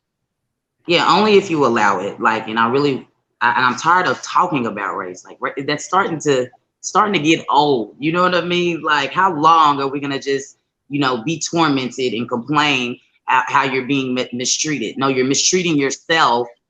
Okay, when you could totally opt out and do something else. So I'm not saying it doesn't exist. You know, the history of what has happened to us in this country. We get it. But my thing is, only if you allow it. Like, what are we doing though? You know, like the issue that we're even fighting right now with the public school system, not so much critical race theory, but, you know, just these same arguments are the same arguments my father was, you know, and parents of when I was in school are talking about. Like, you're still fighting issues, you know what I'm saying, that was happening when I was in school. So don't you think you should just support and do for yourself? You know what I'm saying? Like, why? Like, yeah, only if you allow it to. And in my space and how I walk my life, it don't really exist. No. It doesn't. Here's a good question, and I never thought of this. Where do the ADOS stand on supporting? Here's a good question. Black schools. And throw that number out again. Did you say 6 trillion? What did you say? Okay, so I looked it up. All right, and so in 2000, let's see, African American buying power surpassed $1 trillion in 2016, and let's see, in 2019, Black buying power was over 1.4 trillion, and we're expected to reach 1.5 trillion by 2021. So we are some fantastic consumers in America. So there's some real numbers there that I just looked up. So you know, so the when I say that, I'm saying we have the money. I mean, we have the money, but we don't have the mindset to put the money together. We distrust each other more than we distrust others, and I've seen it myself. I'm a life insurance agent. I have literally talked to brothers, and I'm gonna be honest. Brothers are the hardest and most hard-headed when it comes to life insurance. I'm just be perfectly honest. In my experience of what I've been dealing with, you know, women, black and white, are all for life insurance. White men seem to be all for life insurance because they use it as a way to protect their assets, especially when you start talking, you know, hitting that $11 million mark on estate tax. But when it comes to us brothers, we are very hard-headed when it comes to that. I have literally called a brother back multiple times on multiple different brothers back who were so weary and leery. You know, I give them my license number, give them my Facebook, give them everything they need because I'm doing this remote, that they can look me up, see I'm a real person, look me up with the Department of Insurance, know that I'm real, all that good stuff. Call them back, put on my interview voice, put a little bit of nasal in there and sound like a Caucasoid, and they have no problem signing up to get their insurance, and they're not worried about trying to figure out if I'm real or not. You know what I mean? It's funny when it comes to that. So I'm just saying, you know, it's as if we still have white man as the boogeyman, and we can't get past the distrust of each other to work together enough to even put money towards each other in our own communities. Yeah, and here's the thing. Like you said, we do spend a lot. We do have the money. You know what the problem is? Our churches hold our money, the majority of our money, and they're not giving it back to community the way that they should. I should be able to rally up every black preacher in Louisville, Kentucky, to sit them at the table to have the same discussion about these independent schools. If we do one independent school at a time, and those preachers should be able to support it financially. They won't. And right. I hope they can come and make a fool out of me. So the problem is, and it's a touchy subject because everyone loves their Lord and Savior, but your preacher is stopping the functioning of Black progress in America because he will not spend his money with us, and it's our money. Billions of dollars nationwide have been collected by churches. Churches should be schools and banks. You should not just hold that space for Sunday morning's lecture. It should be in full capacity and functioning. So, but then that goes back to understanding some of these churches' 501 status, because who can speak to the difference between C3, C4, and all that good stuff? Who can speak on that? Carl, anybody know? I mean, can you guys hear me? Yeah. Yes, sir. C3, C4. I mean, those are, you know what, not those 501c sections are all about. All they do is actually, it is an intense level of control from the government, first of all. 501c's basically allow you to get a tax break so long as you give up some control of what it is you're doing.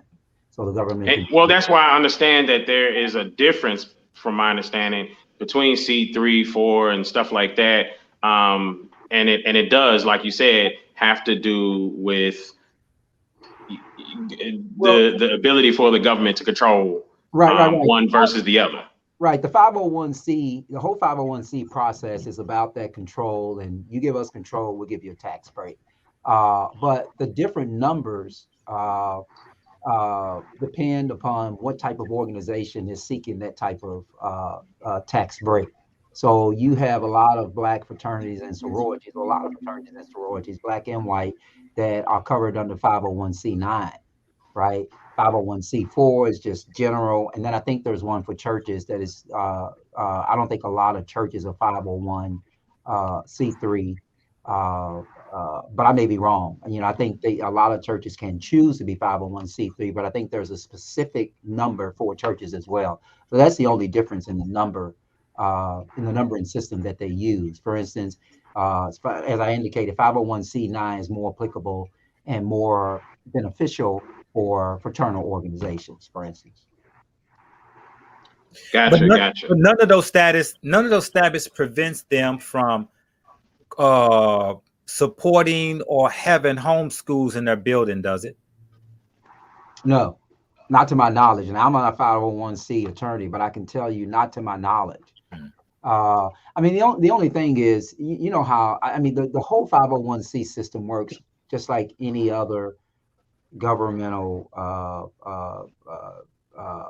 financing system works, is that, again, I had to get back to the word control, because that's really what it is. So if you're a 501c3, you have elected to have those protections from the government, i.e., you can give me a donation of $500,000, and there's going to be a limitation on the tax of that amount, or no tax at all. In exchange for that, I won't discriminate against Black people, okay, or I won't discriminate against white people.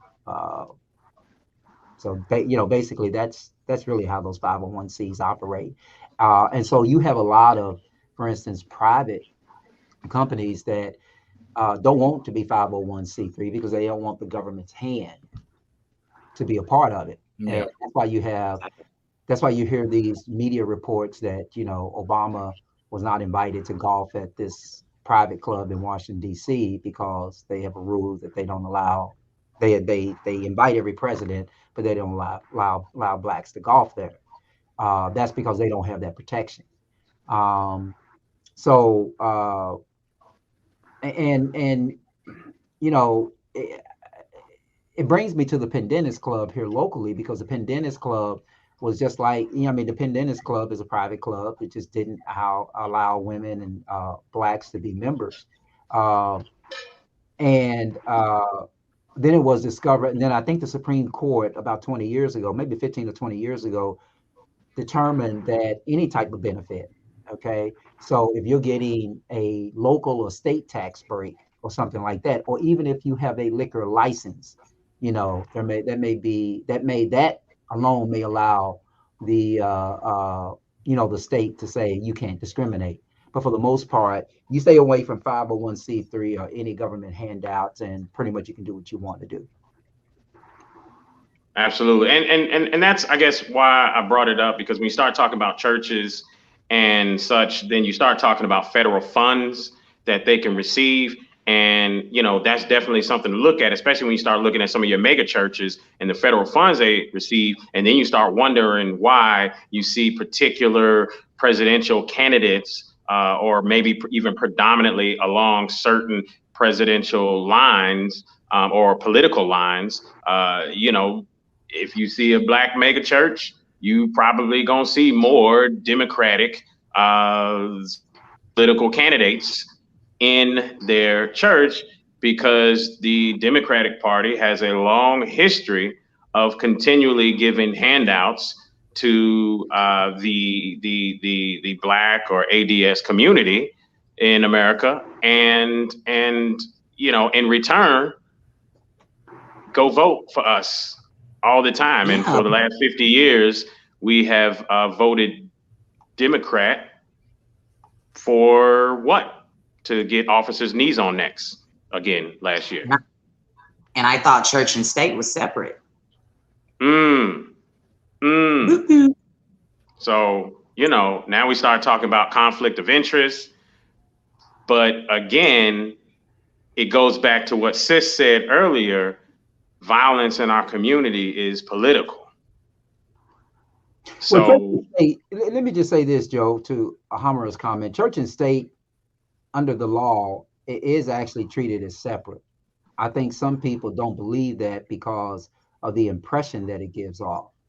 But if you really understand the law of how you know, that part of the First Amendment, then you'll understand that there is a lot of separation legally of church and state. I mean, a lot of churches cannot go into court and litigate.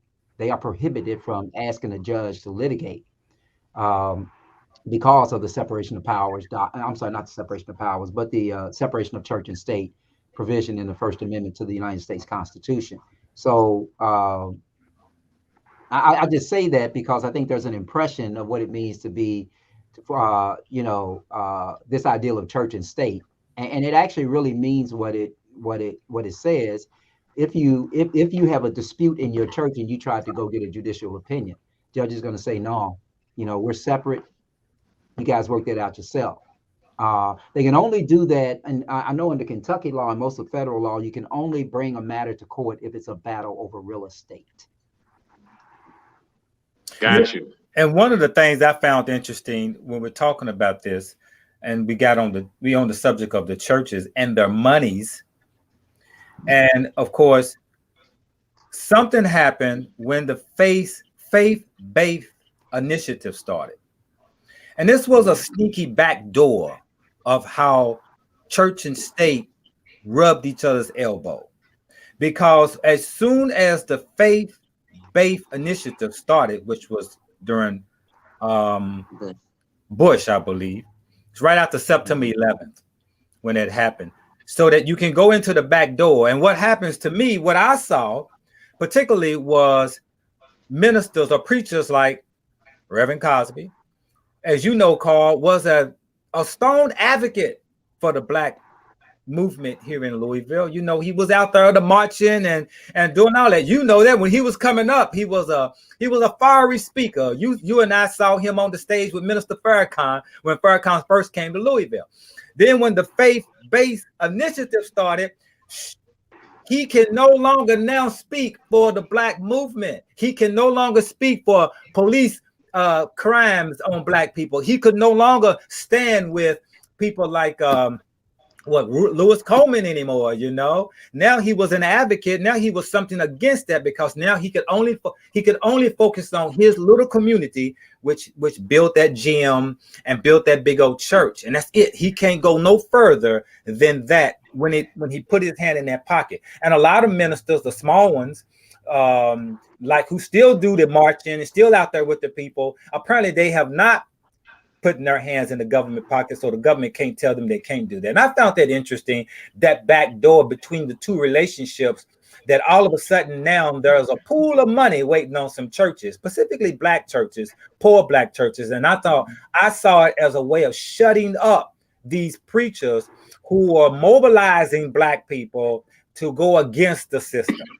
I saw that they knew they knew that Black people's pulpit was the new news media, was the informing center for us as a people. And I think when they ended up found out a way how we can give churches money, but in the underlying signing that contract, you had to keep your mouth shut, and you could no longer participate in movements anymore. And I thought that to be very hypocritical, and behind that back door that they allowed. Well, the black church pulpit has always been space for revolution, right? Yeah.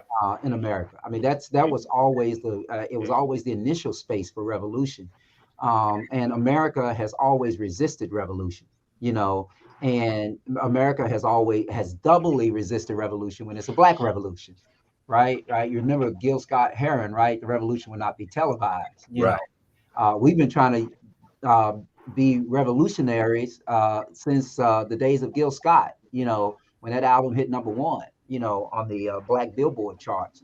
So yeah, so the church enjoyed an extremely important role in this whole process of revolution. And when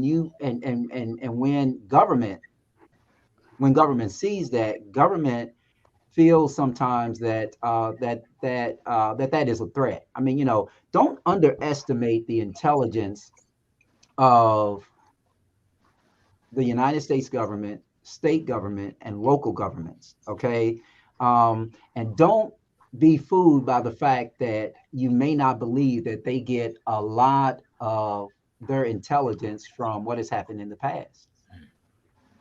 I mean, really. Oh, absolutely. Yeah.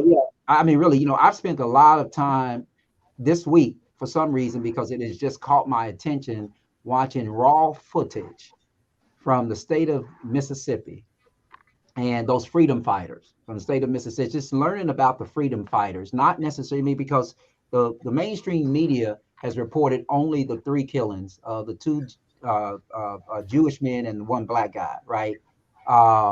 But when you get really deep into what was going on during that, you know, those freedom rides, you know, you learn a whole lot, but you also see the tactics that were employed. And if you look very, very closely in some small towns in America, some police departments are still employing those same tactics, you know, particularly some of those same oppressive tactics. And they're still playing out in the courtroom with some prosecutors as well.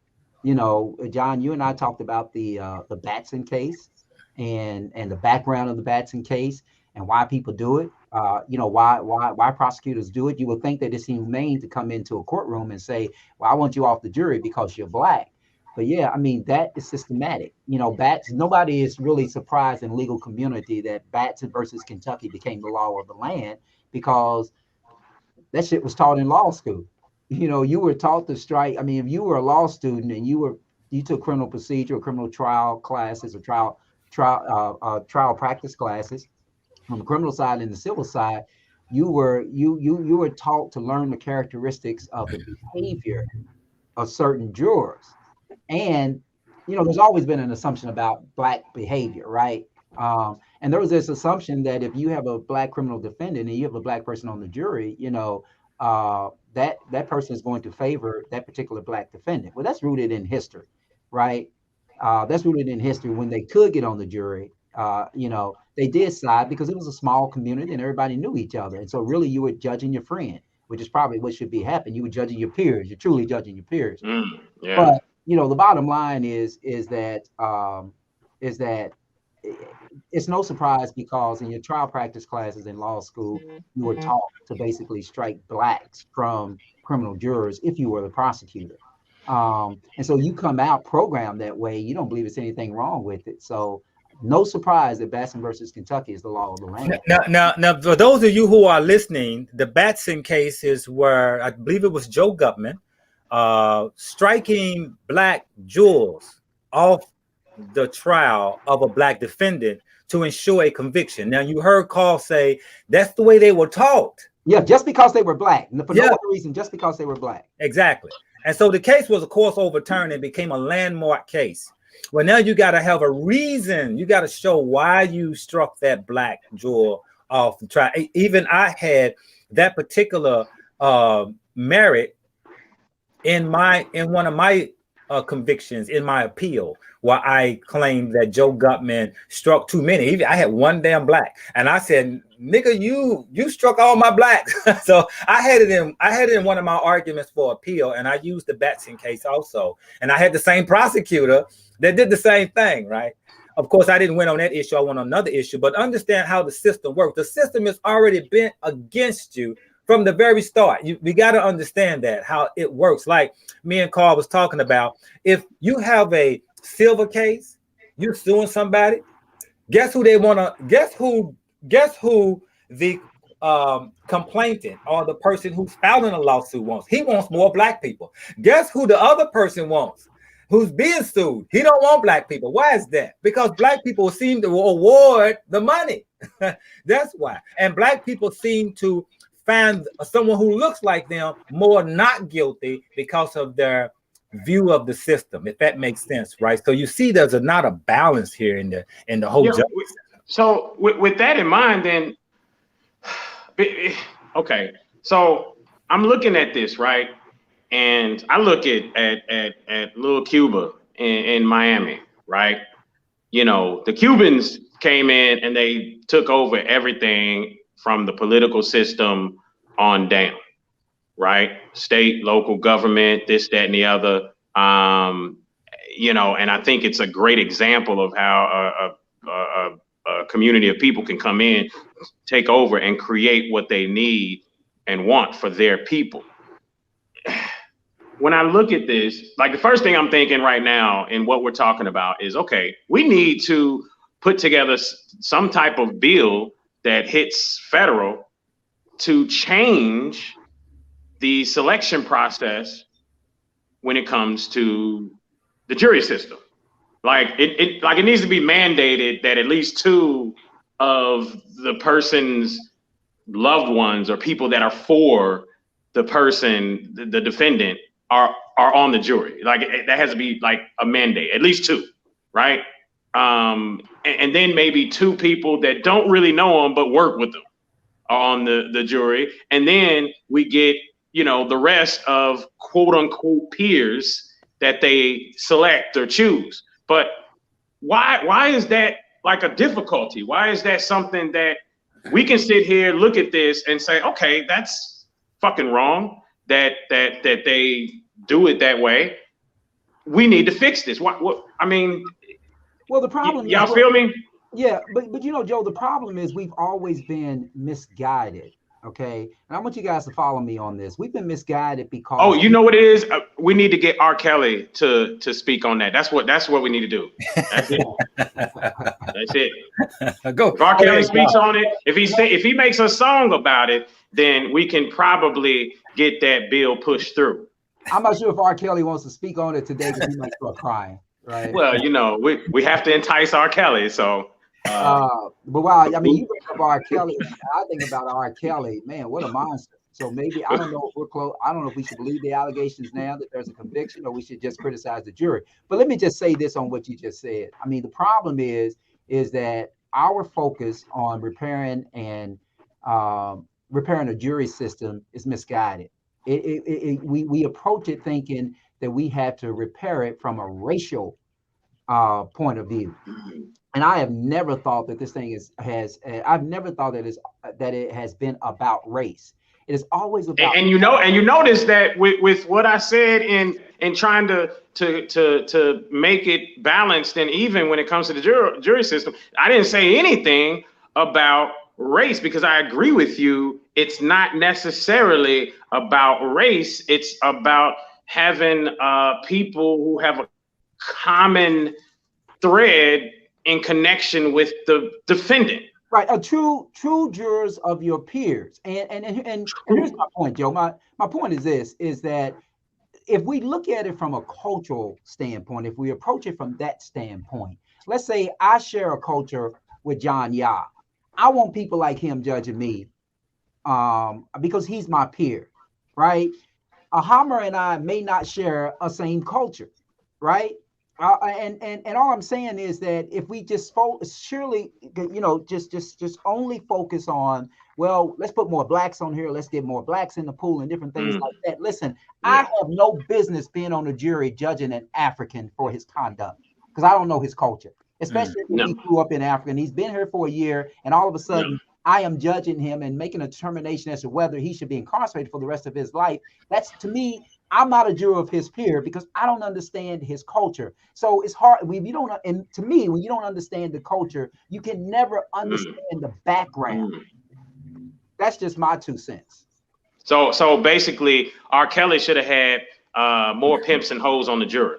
Well, I don't think R. Kelly is a pimp and a hoe. I don't think R. Kelly is a pimp and a hoe. I think what R. Kelly should have had, I think that he should have had at least half of his jurors being somebody, in my opinion, in the entertainment industry to understand his point of view. His point of view was, listen, I was a star. They were groupies. Their parents pushed them to me.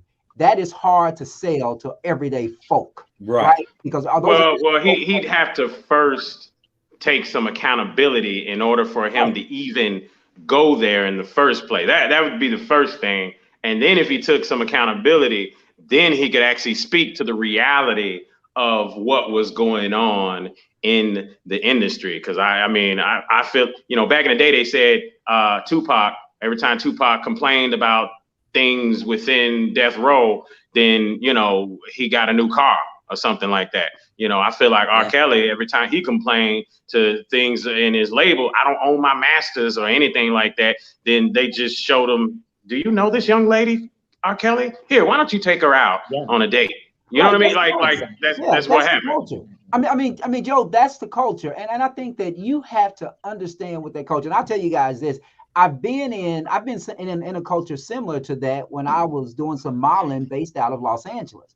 I was not an R. Kelly by no stretch of the imagination, but I saw what went on in those circles. And everything sinful goes on in those circles. Everything's sinful, but everything sinful is normal in those circles. So to me, it's just like, to an extent, to a small extent, not a great extent, but to a small extent, R. Kelly's situation, I see it as Bill Cosby's situation. I actually don't believe that Bill Cosby ever should have been prosecuted. And I know a lot of women don't want to hear that, but I don't think he ever should have been prosecuted, because when you start taking people out of a culture 40 years later and saying now this is a new day and what you did back then was wrong, then why aren't we doing that to slave masters? Why aren't we doing that to the individuals who were perpetuating the Jim Crow system, right? You have to keep in mind that was the norm. Women came in like Sharon Stone with no underwear on and short skirts, and they uncrossed their legs over and over in front of that man for a reason. And that was the norm. Every woman didn't do it, but a lot of women did it, and that was acceptable. And when you went into that industry back in the late 60s, you knew that you needed to do something with a man that you probably didn't want to do. In order to climb that ladder. You're absolutely right. And I mean, you're right when you say, Bill Cosby, all he really was guilty of is asking him, dude, you want some more yellow pudding? But Ahamara, on your side, what do you think of the R. Kelly situation and women? I know you and I talked about that situation. What is your view from a woman's point of view? I think it's all trash. Okay. It was definitely, he was set up in a sense. I've watched it ever since high school. I watched the first trial. I feel like they made a song, him and Jigga, not guilty. You know what I'm saying? The case had already happened. It's over. I don't know what all of this is. You know what I'm saying?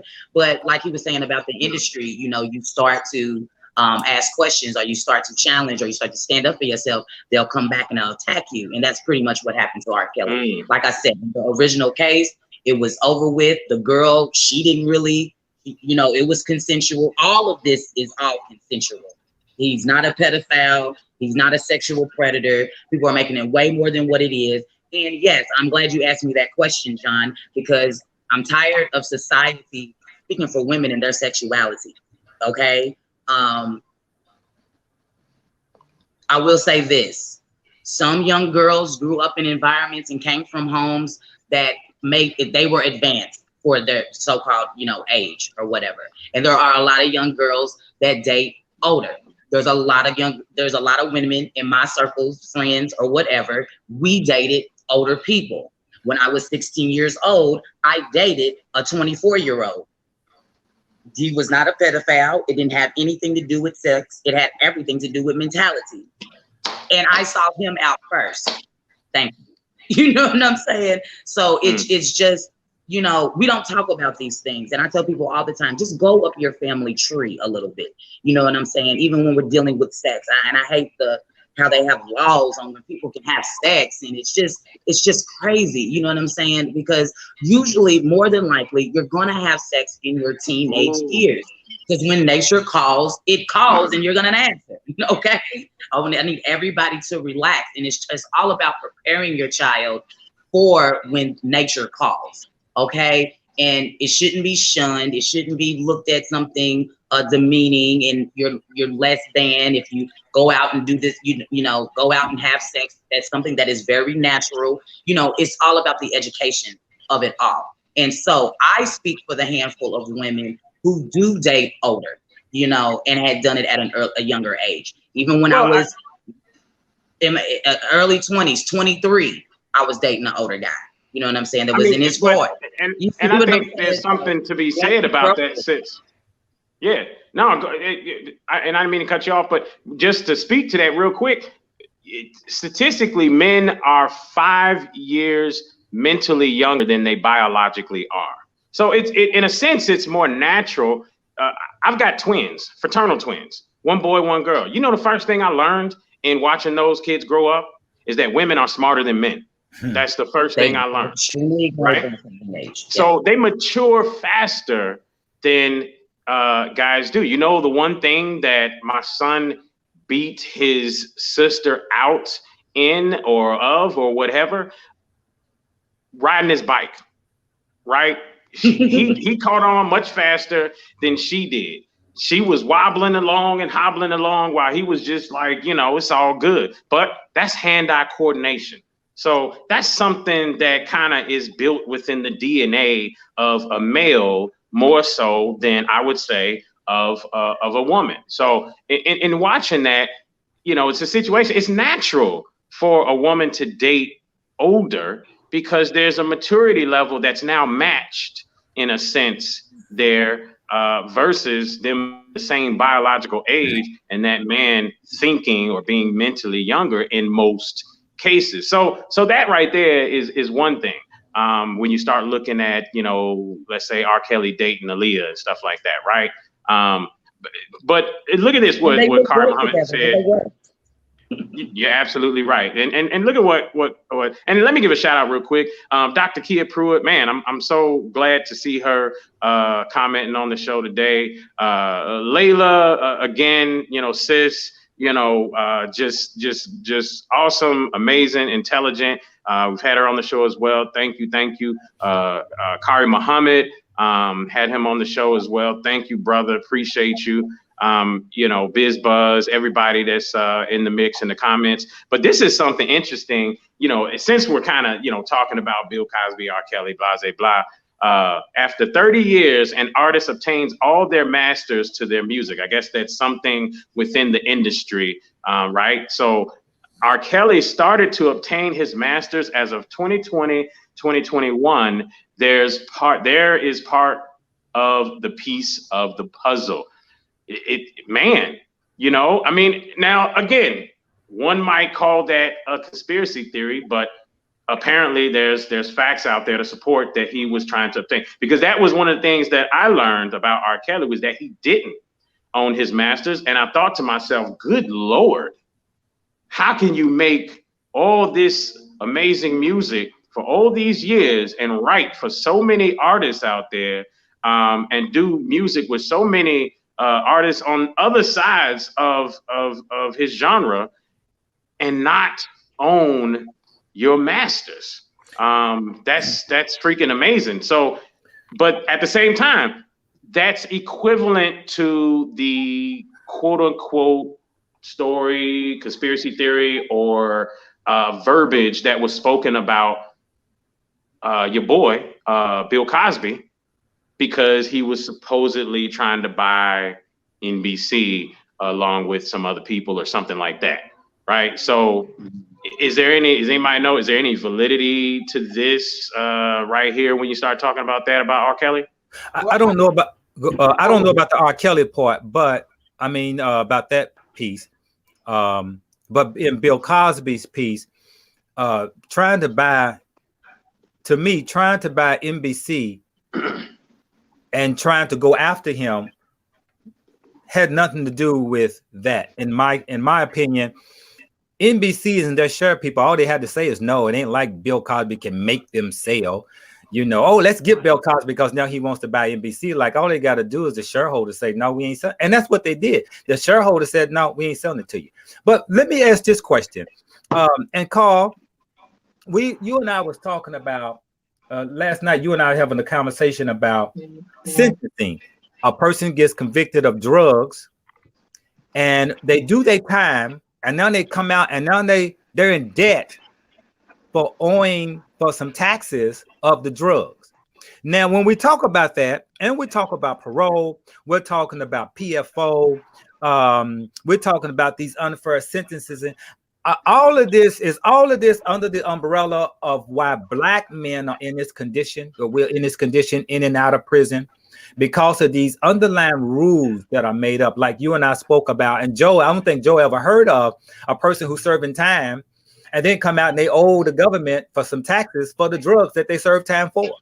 Right. Let me before I comment on that, I'm going to comment on something that Kari Muhammad said about the masters, because that's deeper than a lot of people think. It's deeper than a lot of people think.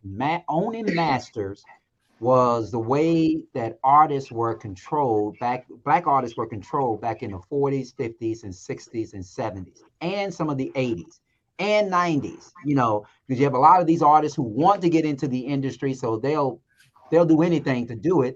And when you start talking about, well, we'll control the masters, or you give them a 30-page contract, they don't read it, their lawyers don't read it that close, and it becomes a norm. But so that's an interesting point, because owning masters is just like giving up sometimes generational wealth. So it's an interesting point. But let me talk about this. John, in reference to your question, KRS 138.872. Y'all may want to write that down, and you may want to take a look at it. The title of that law is Levy of Tax on Offenders Engaging in a Taxable Activity and the Rates. And this is a law that was passed, became effective on June 21st, 2001 here in Kentucky. And basically what it does is that if you are convicted of a drug crime, okay, actually it is called the marijuana and controlled substance tax, okay? So here's the way the tax works. It says in the statute that the tax shall be paid at the following rates: $1,000 per plant, whether growing or detached from the soil, on each marijuana plant with foliation, $3.50 on each gram or portion thereof of marijuana, $200 on each gram of controlled substance, $2,000 on each 50 dosage units of a controlled substance that is not sold by weight. Okay, so I had a situation where I had someone call me. This is an individual who is obviously a convicted felon, has served time. An ex-con, has served time, and doing very, very well for himself now. And is attempting to buy almost a $300,000 home because he can, because he's, he's all the nuts and bolts that you expect a man to be doing. And the realtor, as they always do, referred to a title searcher. The title searcher was searching the title and found this state tax lien. And come to find out, the state tax lien was for a conviction he had for where he pled guilty to possessing 534 grams of cocaine. So there's an option of the prosecutor, once the prosecutor gets that conviction, is to notify the state that there's a conviction and a tax should be levied. And so in order to remove the lien today, and this was like in 2007, 2008. Yeah, 2005. Yeah, 2005. So in order to remove that lien is now worth about $120,000. So wow. John, in terms of what we were talking, so because it's $200 per gram, he had 534 grams that he pled to. So in terms of what we were talking about, it becomes counterproductive, right? Earlier, we were talking about the system being moving away from a rehabilitative model to a punitive model. This is an example, right? Because what is the purpose of taxing somebody for a conviction for possessing drugs, right? Other than to punish them. I mean, unless there's a state law that gives that money back into the community that was affected by the drug trafficking, but it isn't, right? So the whole purpose and the only purpose of that was to continue to punish this person. So think about it. This person serves his time, gets out, has been out for about 10 years, 10, 15 years, doing very, very well in the community, doing good things, raising his family, doing everything you expect of a man to be doing.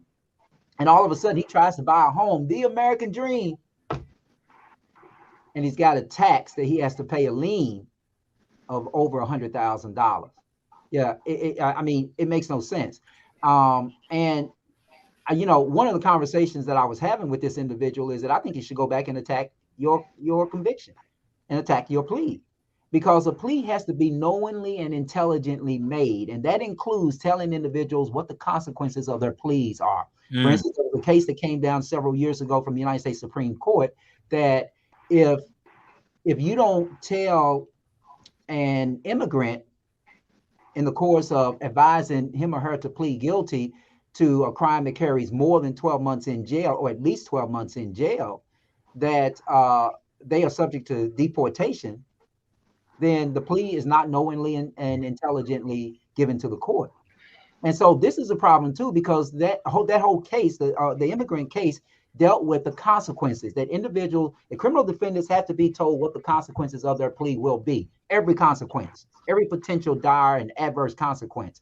And if I'm sure somebody had told this guy, hey, look, you know, they're going to tax you and you pled to having 534 grams. So at some point in your life, you're going to have to pay over $100,000, you know, to the state in taxes as a tax lien, as a marijuana, you know. I'm sure that there may have been some alteration in the plea, because when that comes up, then his criminal defense attorney has the authority, has the option at that time to negotiate that away and say, prosecutor, you won't do that. You won't, recognize this as a tax, or we won't say that factually there was 534 grams. So, I think it's an interesting piece, but it is another part of that post legal system that seems to continue to bring somebody down after they have so-called paid their debt to society.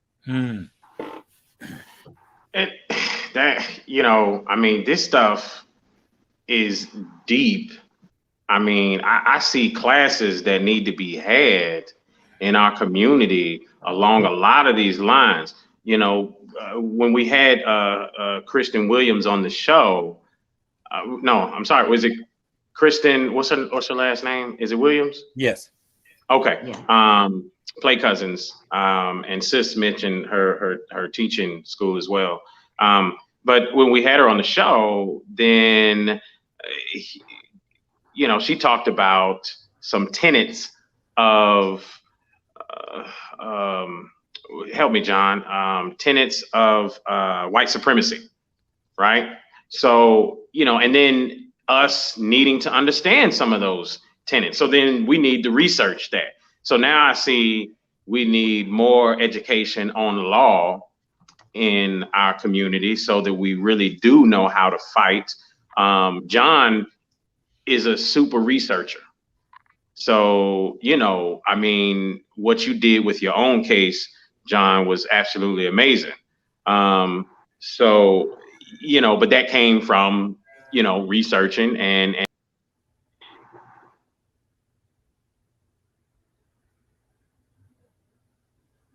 we lose you, Joe? Yeah, I think we lost Joe. Oh, here he is. But not everybody is as well as you are when it comes to researching like that. So there needs to be classes that are had when we start talking about centers being put together, whether it, I mean, Ahamara, what do you think when it comes to your position with the revolutionary Black Panther Party, as well as the programs that you guys are trying to bring to the table, and the understanding of the miseducation that we have to things that really have everything to do with every part of how we move on a daily basis? Yes. So are you asking? I'm just saying, like, do you think that within the programs that you guys are putting together, which is for victims of violence, a trauma center in a sense, is there any room for being able to create classes to educate on some of these other things that affect us on a day-to-day basis? Yeah, that's within the trauma center itself when we talk about those civic and social awareness classes. Yeah, so you can just flat out just say on political education classes. Yes. Here's something that I used to advocate for criminals, whether I was in the institution or out of the institution. I tell anybody that I think they selling dope, selling marijuana, I tell you, your ass need to study some law.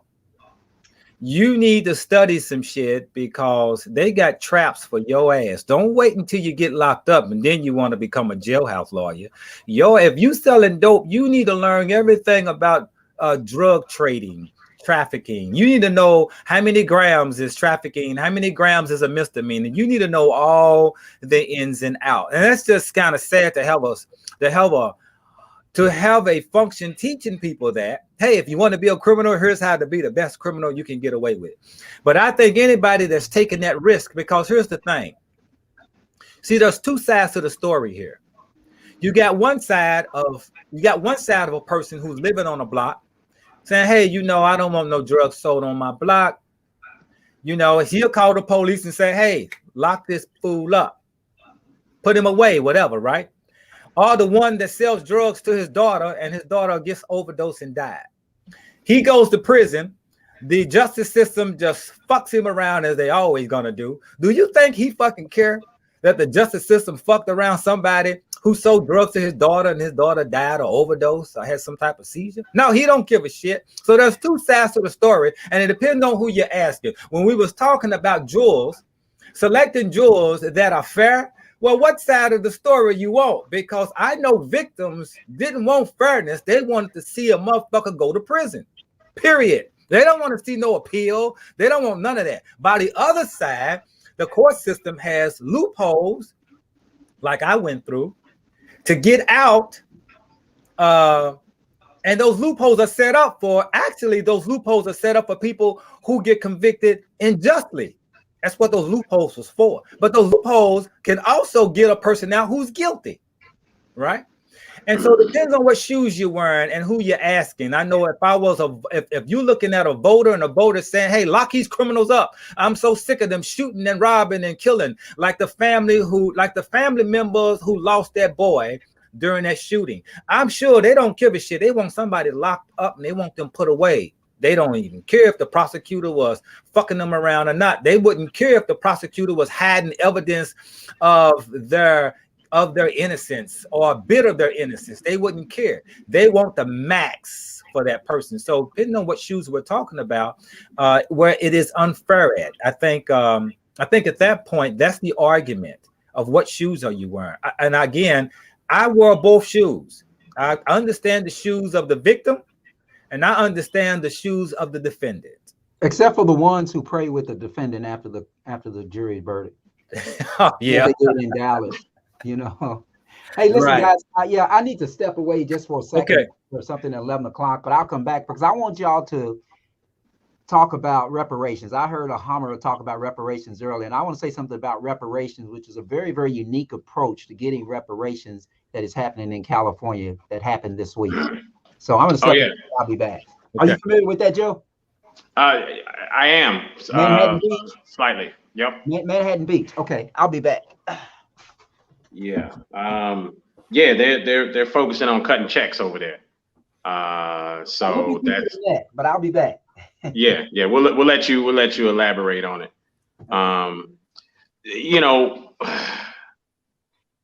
I think that there's a lot of conversation to be had here, and I tell you, when it comes to the woes of us, the only answer that I truly see is more people focusing on themselves and pushing to get themselves up out of their situation by changing their mindset, realizing the power that they have within, and getting away from the I can't mentality and moving towards that I can mentality. I told a brother recently on social media this past week, I said, bro, every time I make any type of positive, forward moving thought process, I made the comment about what I said earlier. I did a post where I said, they is us. When we start talking that they stuff, they is us, and getting ourselves out of the situation. So I made that post, and this brother, as he always does, well, it depends on, this, that, and the other. And, if people don't have, then they can't do this, and I told him, I said, bro, do you realize you always come with that thought process whenever I make a post like this, and so, and that's everybody else that makes a post in that positive forward thinking movement. He always comes with that type of mentality that, oh, well, if people don't have, then they can't do.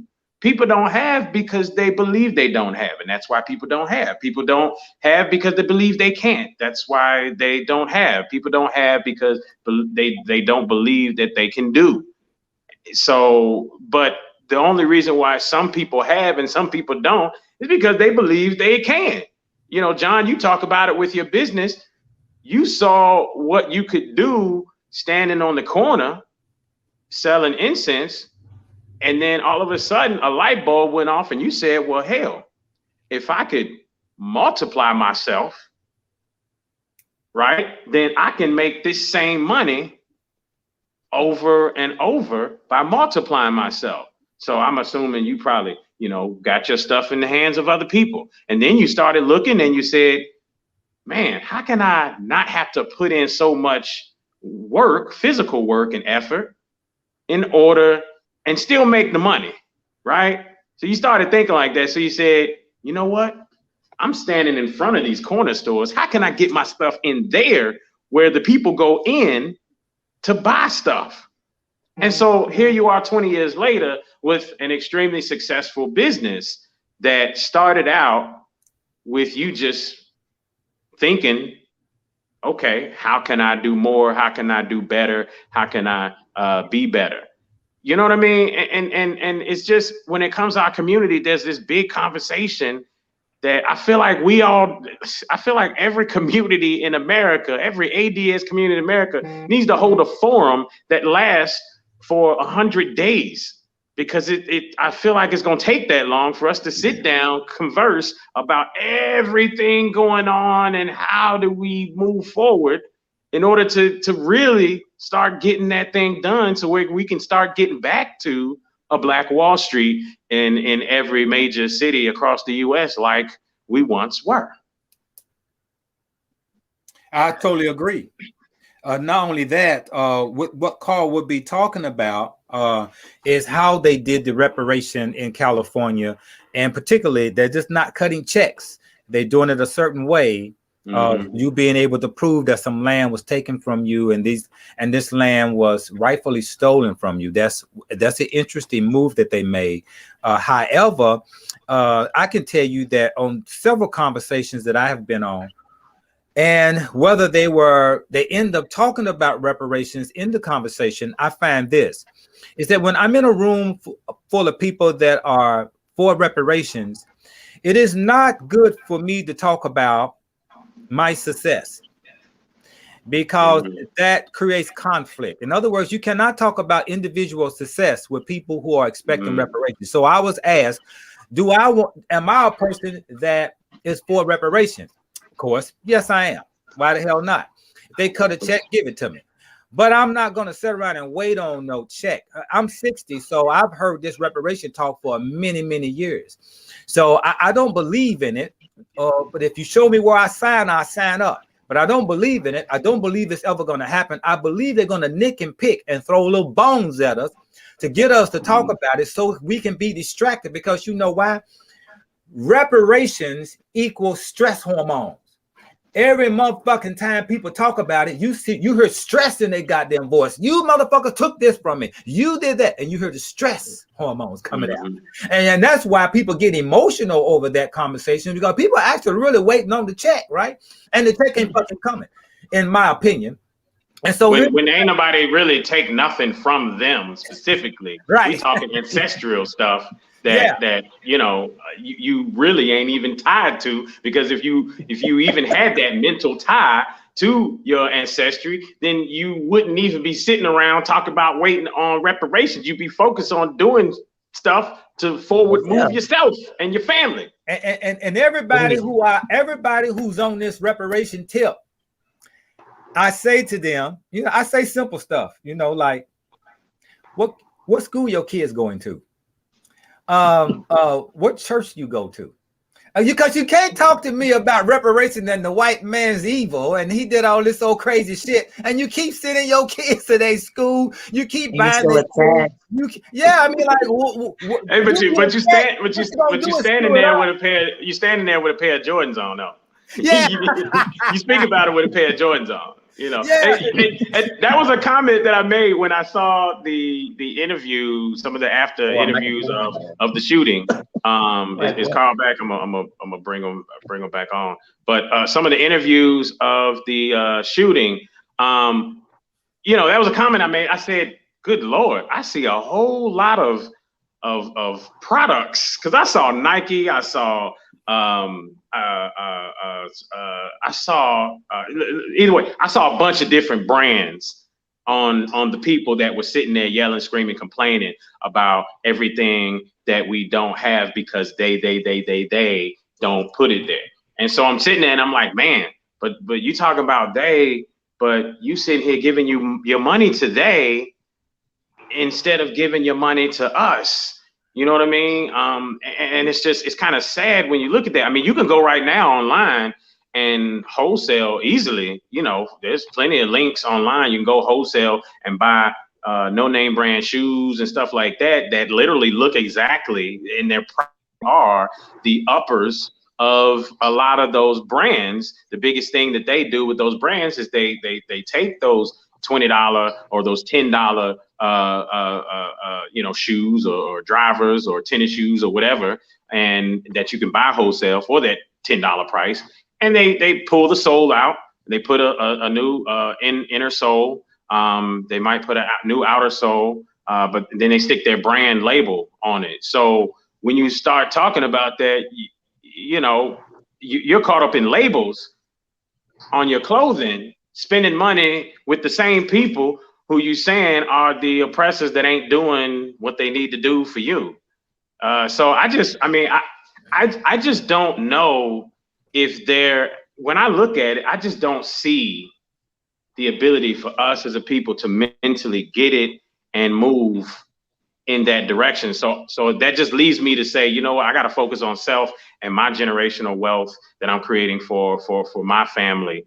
Nonetheless, because I can't help people that do that type of protest screaming, you protesting in Jordans. Come on, bro. You know what I mean? It just don't make sense.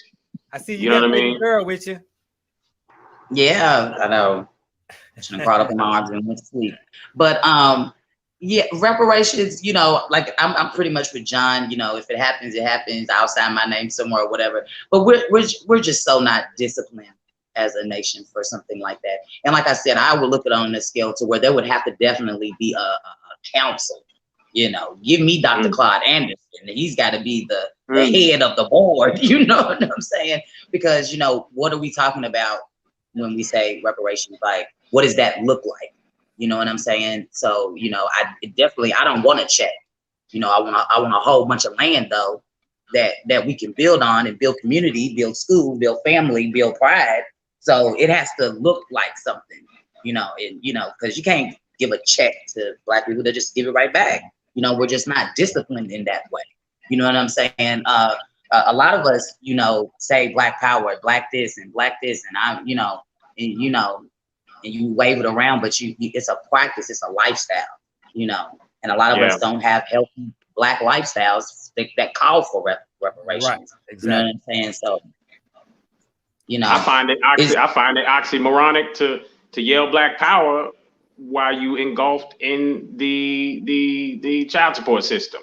You know, I take issue with that because again, you know, that is yet again where you're allowing massa to step into your situation where you should be, you know. But again, that's a whole nother conversation. But I'm just saying we do that a lot. We yell Black power on one hand, and on the other hand, we over here digging into, you know, handouts, digging into our oppressors' pockets, asking for more or what have you. You know, it's just kind of crazy when you think about that. And sending our children to their school to be educated. I think that's the one that's a dagger in the back right there. You know, I think that's the most important dagger. Yes, and I think that's why when I'm on these podcasts, or I'm on these clubhouse and they're talking about this, I say, well, what? There's a Black school in your city, and you supporting them? Look them up. Find a Black school to support, right? Because that's the reparations right there. Find you somebody Black to support. Find you somebody Black company or whatever to support, and do it religiously, right? And there's your reparations right there. There's your come up. If we just focus on that, that's the come up right there. Refocus the channel of our money. Quit spending money with them and start looking internal and how we can save money and spending money amongst ourselves to build up. We have a problem with wanting to support another Black person. We have a problem in this. We have a problem in the way we look at each other, first of all. And so that's the hard thing to come up is like, I ain't sending my kids to her school. She's not this, she's not that.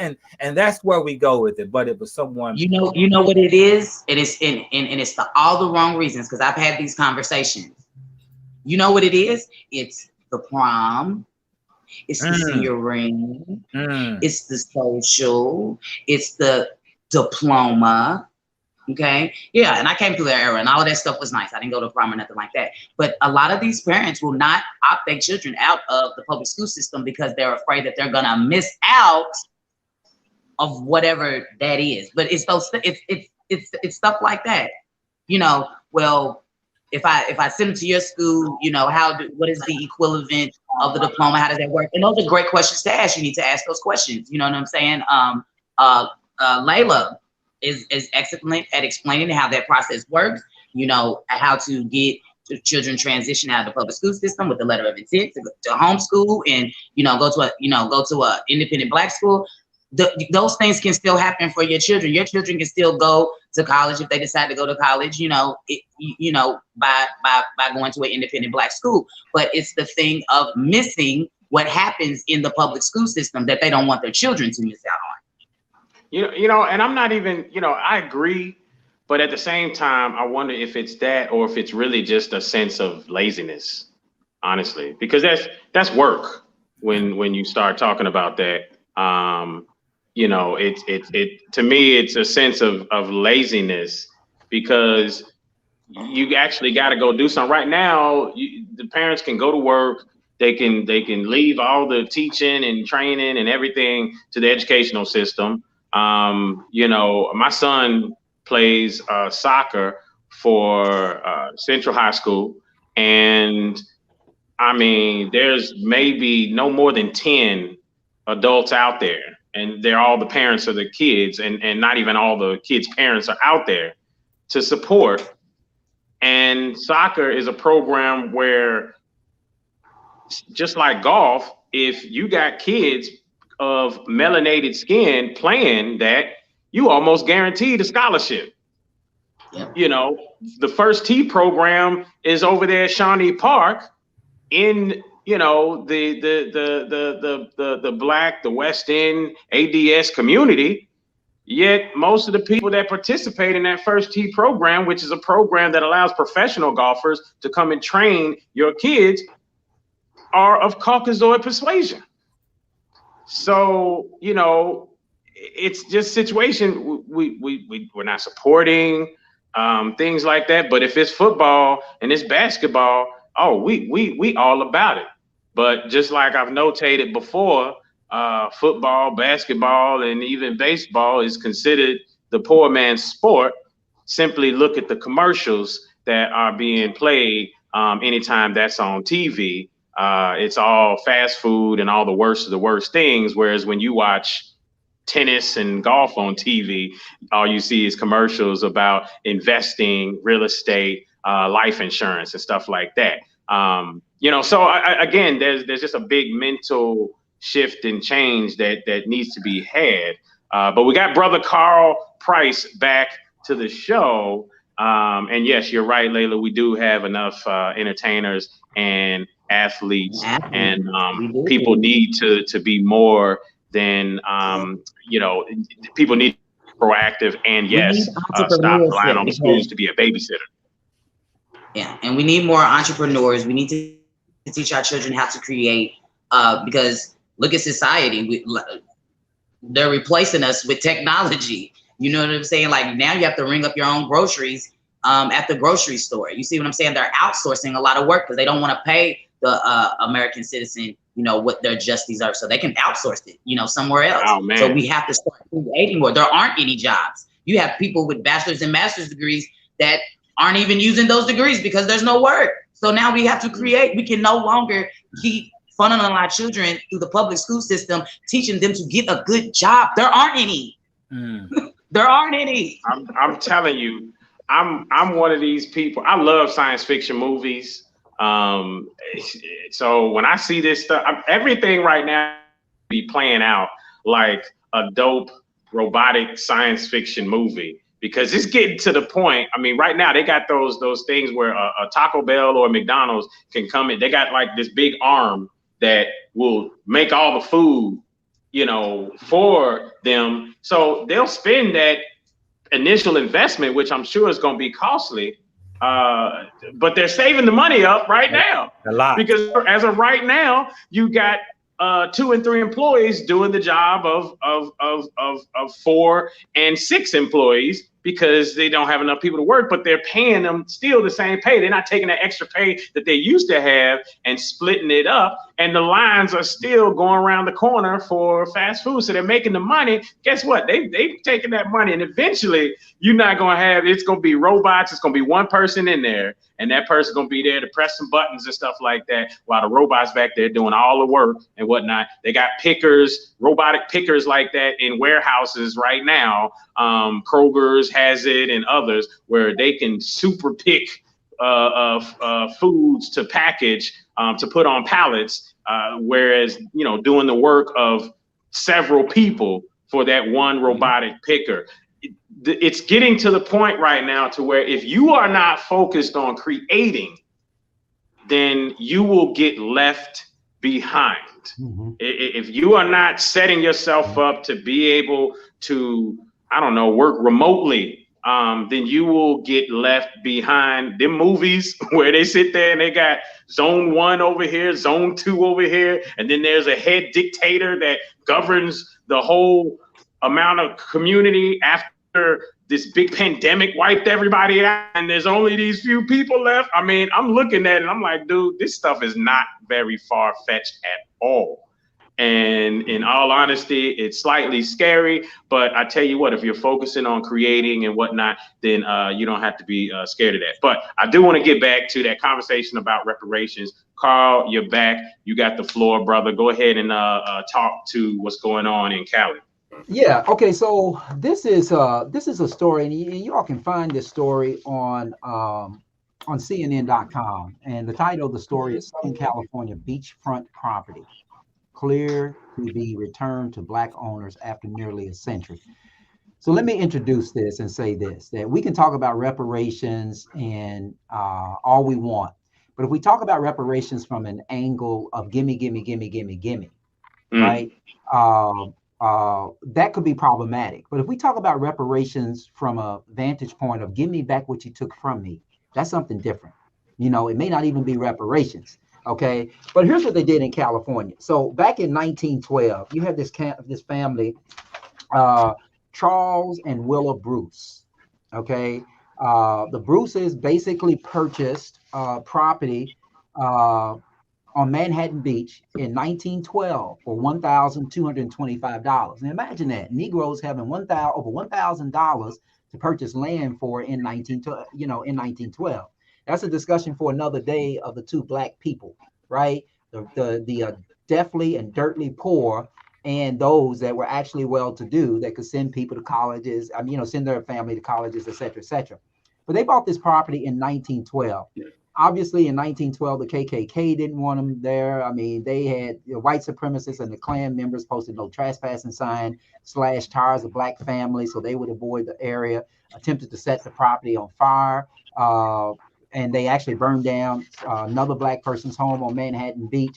But the harassment of the white neighbors and the KKK basically was tearing their beachfront dreams apart.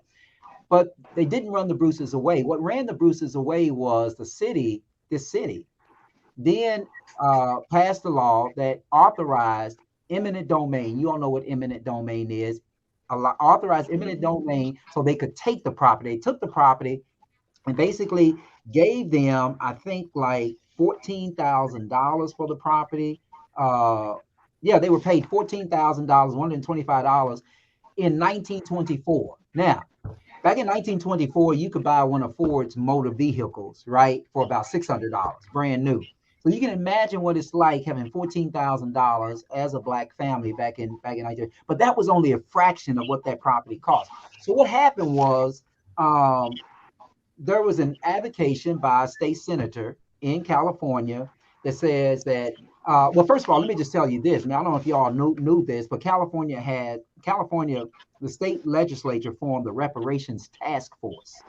Okay, and part of the Reparations Task Force is to find instances like this and circumstances like these where Black people's property was taken from them or something was taken from them. It may have been a business, it was taken from them, and now they're trying to right the wrong to get it back. I'll read y'all a quote from the Los Angeles County supervisor. She told reporters, when scare tactics didn't work, Manhattan Beach declared eminent domain in 1924. She said, wait a minute, what does it say? She said the cupper eventually were paid. But at some point in here, what I was trying to look for was her quote that said, we're not doing anything special. We're just giving them back. We're just righting some wrongs that were done. So here's the kicker. So on Thursday, Governor Gavin Newsom signed legislation that would enable the county to return beachfront property to their descendants. The two lots are worth approximately $75 million total. Wow. Okay. So when we talk about reparations from that angle is really what I think a lot of our advocate or civil rights organizations should be going after, because there's an argument that Kentucky Fried Chicken is that 11 herbs and spices is not that of Colonel Sanders. It was a Black man in Shelby County, right? Well, that would be the same argument of was it Jim Beam? Jack Daniels. I think it is Jack Daniels. Yeah. But they got, in a sense, I feel like that family has gotten, well, I mean, I don't know. You say they got, because it's Namath. Uncle Nearest Uncle is Nearest. the new brand that's out, and that comes from that family who claims that Jack Daniels got their recipe from their ancestor. Right. So now they're out there and they got a nice $40-$50 bottle of 750 milliliter bourbon whiskey, and it is absolutely delicious.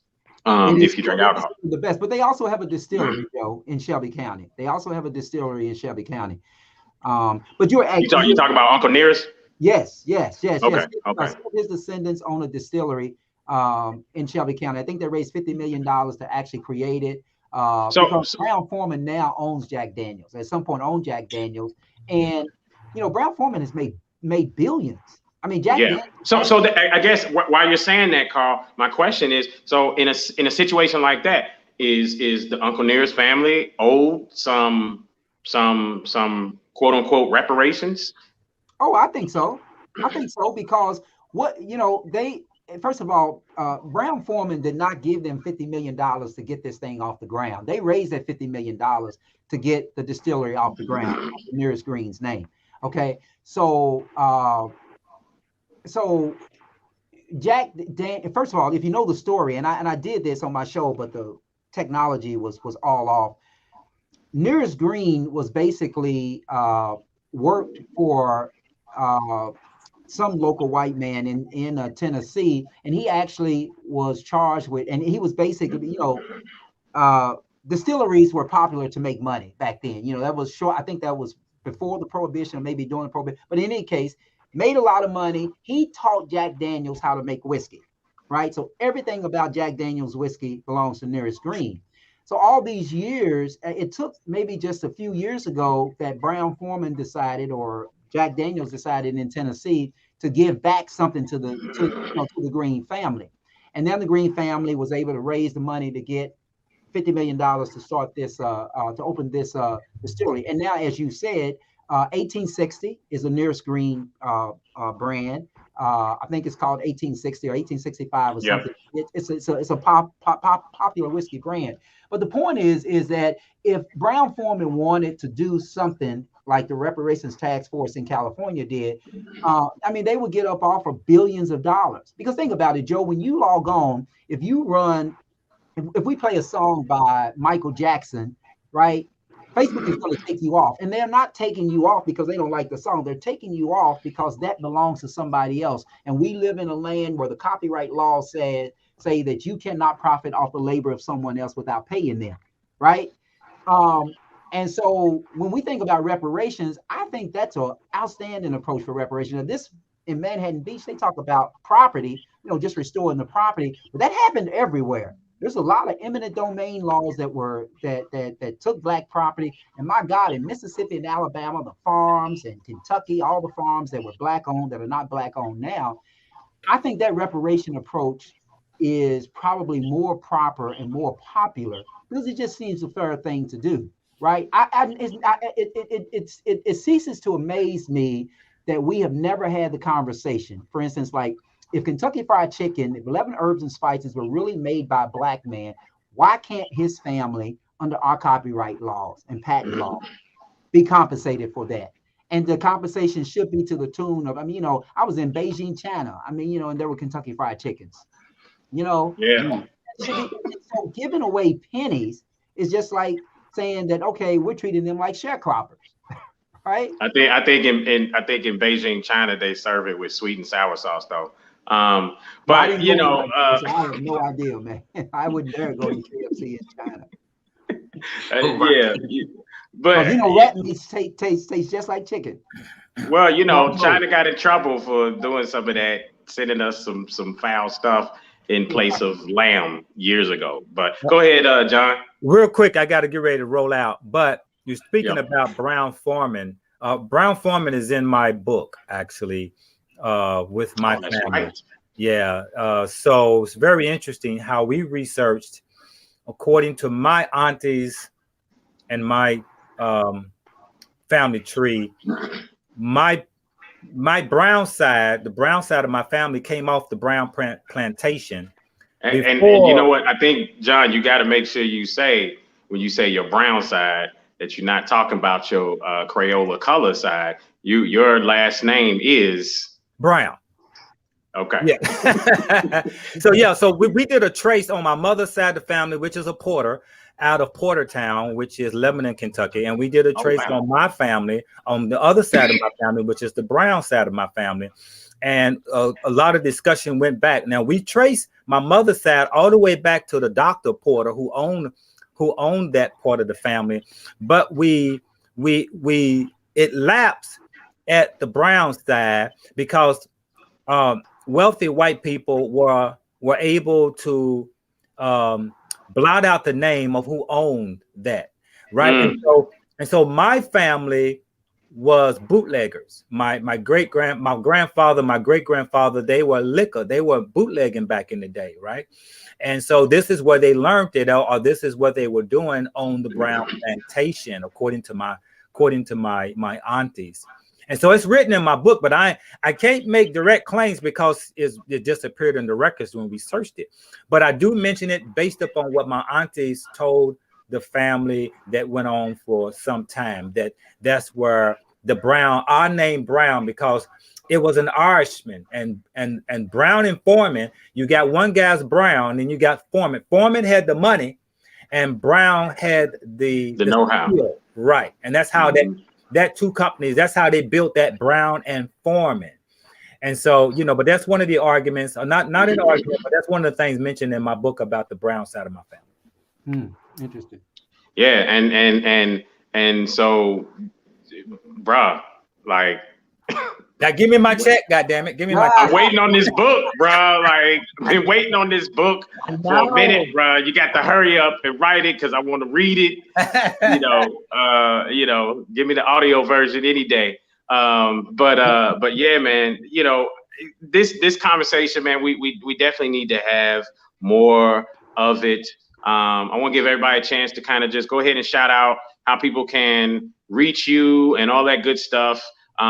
Please, let's start with Miss Lady, General Mathis of the Revolutionary Black Panther Party here in Louisville, Kentucky. Go ahead and talk about how people can reach out to you, how they can be a help and service to you in this day and age with what you're doing. Yes, absolutely. The best way is always through email. Again, our email address is rpantherparty@gmail.com. We're also on Facebook, the Revolutionary Black Panther Party Corporation. So you can also go to our page, see what things that we have going on the page. And you can also go to the website. It's RB Panther Party at wixsite.com/RBPP. Ooh, all the letters. So yeah, we can. That's how you can contact us through the website and our email. Got you. Karl, go ahead and shout out your everything. I mean, because you got a lot going on, and I love when I get a chance to tune into Conscious Fever. So please just go ahead and shout out what you do and how people can contact you. Yeah, the best way is probably www.consciousfever.com. That's probably the best way, through the website. And if you want to watch some old shows of Conscious Fever, you can watch it on consciousfever.com. In fact, we had not the best resolution from her camera out of New Orleans, but we had Miss Collins on, Kalila Collins.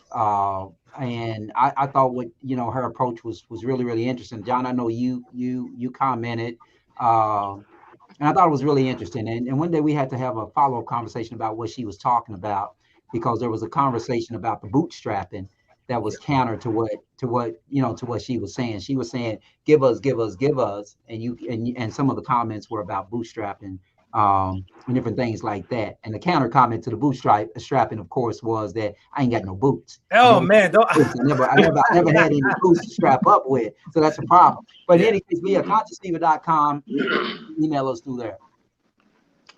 Awesome. I'm wondering if they have thread and needle to start making a boot. Go ahead, John. Well, the bootstrap thing, yeah. So I heard people say that, but bootstraps, where if you got 10 toes, you got 2 feet, you got legs, you got fingers, you got a brain, that's the straps right there, right? You can create the boots.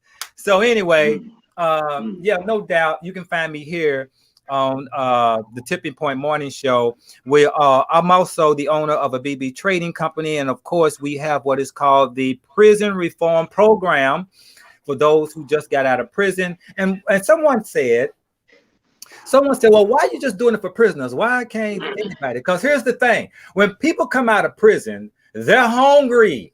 Then for somebody who's been out here, and we have done this before. We're not new at giving packages and instant packages, and so many people just walked away from us, just took the packages and just went away, you know. And that's okay, but that kind of drained us wanting to do that. So now, but when we noticed those who was inmates coming out of prison, they were more loyal, they were more ambitious to try to make it out here. So we extending this prison program back out to them. So if you know someone just got out of prison that has a heart, you got to have a heart now. And the thing about it is, to get out on the corner and sell incense, listen, it sounds easy, but the biggest problem people have to face and fight is their own fucking ego. People say, what is somebody gonna think of me selling incense? Who cares a shit? You're feeding yourself and your family, ain't you?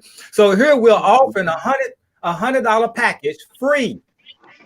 And you can walk away with it, or you can come back with that $100, which is my company's has a policy of $100 minimum. You can bring that $100 back to us and now purchase $500 worth of incense and go right back out there and make you $500. Bring us another 100, and you keep 4, and you make another 500. So that's what we're trying to do, is give you the straps to tie your own boots, or no, give you the straps to create your boots and tie them up. You know, that's economic development, generational economic development. Absolutely. I can't imagine a person coming out of prison and having an ego. Right. That is amazing to me. And from, like you said, what you see is you don't see too many that come out of prison with an ego problem. You have been humbled through that time, and to be loyal to someone that gives you a chance is a beautiful thing, and more so of the norm. You guys can always reach me at justaskjoe.net. You can click contact from there, email me. You can set up an appointment to do consultation. I talk life insurance. I just started Best Financial Services Group, which focuses on life insurance, and we do other financial services as well, tax, credit repair, things of that nature. But this is something where I'm creating an opportunity for other people, and my passion is among us to jump into the financial industry where you have less than probably 1% of the people in the financial industry that look like us. And if you go and you Google what industry creates the most millionaires and billionaires in America, it is the financial industry. I never grew up saying that I wanted to be a financial advisor or a life insurance agent, but what I did do is start looking at where a lot of the money is at. And I said, I do want to make money and have a certain level of freedom. So that's why I got into that industry. And now I've created a situation to where now I can bring others, into that industry. I am adamant about education. I am not one who has ever commandeered a high school diploma even. So to be able to, one thing about America is a place where a felon can come out and create whatever wealth that they want. And regardless of what you ever say about America, and regardless of your feelings about what they did here in America, America is a place that a felon can come out and become a millionaire, i.e. Mike Tyson, i.e. I don't want to speak on your financial situation, John, but Don King. Don King, John Yah is somebody that I talk to a lot about business, and he was once a felon, and he speaks to that, and he's been able to change his life around, change his mentality first and foremost is what I saw. So again, folks, regardless of what we say, I think personally that we need to embrace America a little bit more, and focus on what we as a community can come together and do in order to move forward as a community. Words out your vocabulary like can't and they. You don't have problems, you have challenges. Challenges are made to be overcome. So thank you once again. Y'all were beautiful, and I really appreciate it, man. This has been amazing. Oh, check us out once again on Spotify, The Tipping Point Show. We are new to the arena there, and there are more podcast platforms that we'll be on very shortly. Tuesday morning, 9 a.m., Truth Be Told Show, WLLV. online.com. You can check it out there or tune in at 12:40 a.m. locally here in Louisville, Kentucky. The Truth Be Told Show. There's some history untold that we're doing, speaks to some of the things Sis was saying earlier about knowing your history. We do that segment every Tuesday as well. So either way, folks, I love everybody here on the panel. I love everybody out there in the comment section. What is it? Can I say it right? Is it Ashe or Ashe? Ashe. Ashe. All right. I love y'all. We'll see y'all next week at the Tipping Point Morning Show. Peace, fam. Right. Peace. You are listening to The Tipping Point Show with your host, Mr. Just Ask Joe, John Yeah. Right here on WLOU. Stream it live on Facebook and WLOUonline.com. And now, The Tipping Point Show.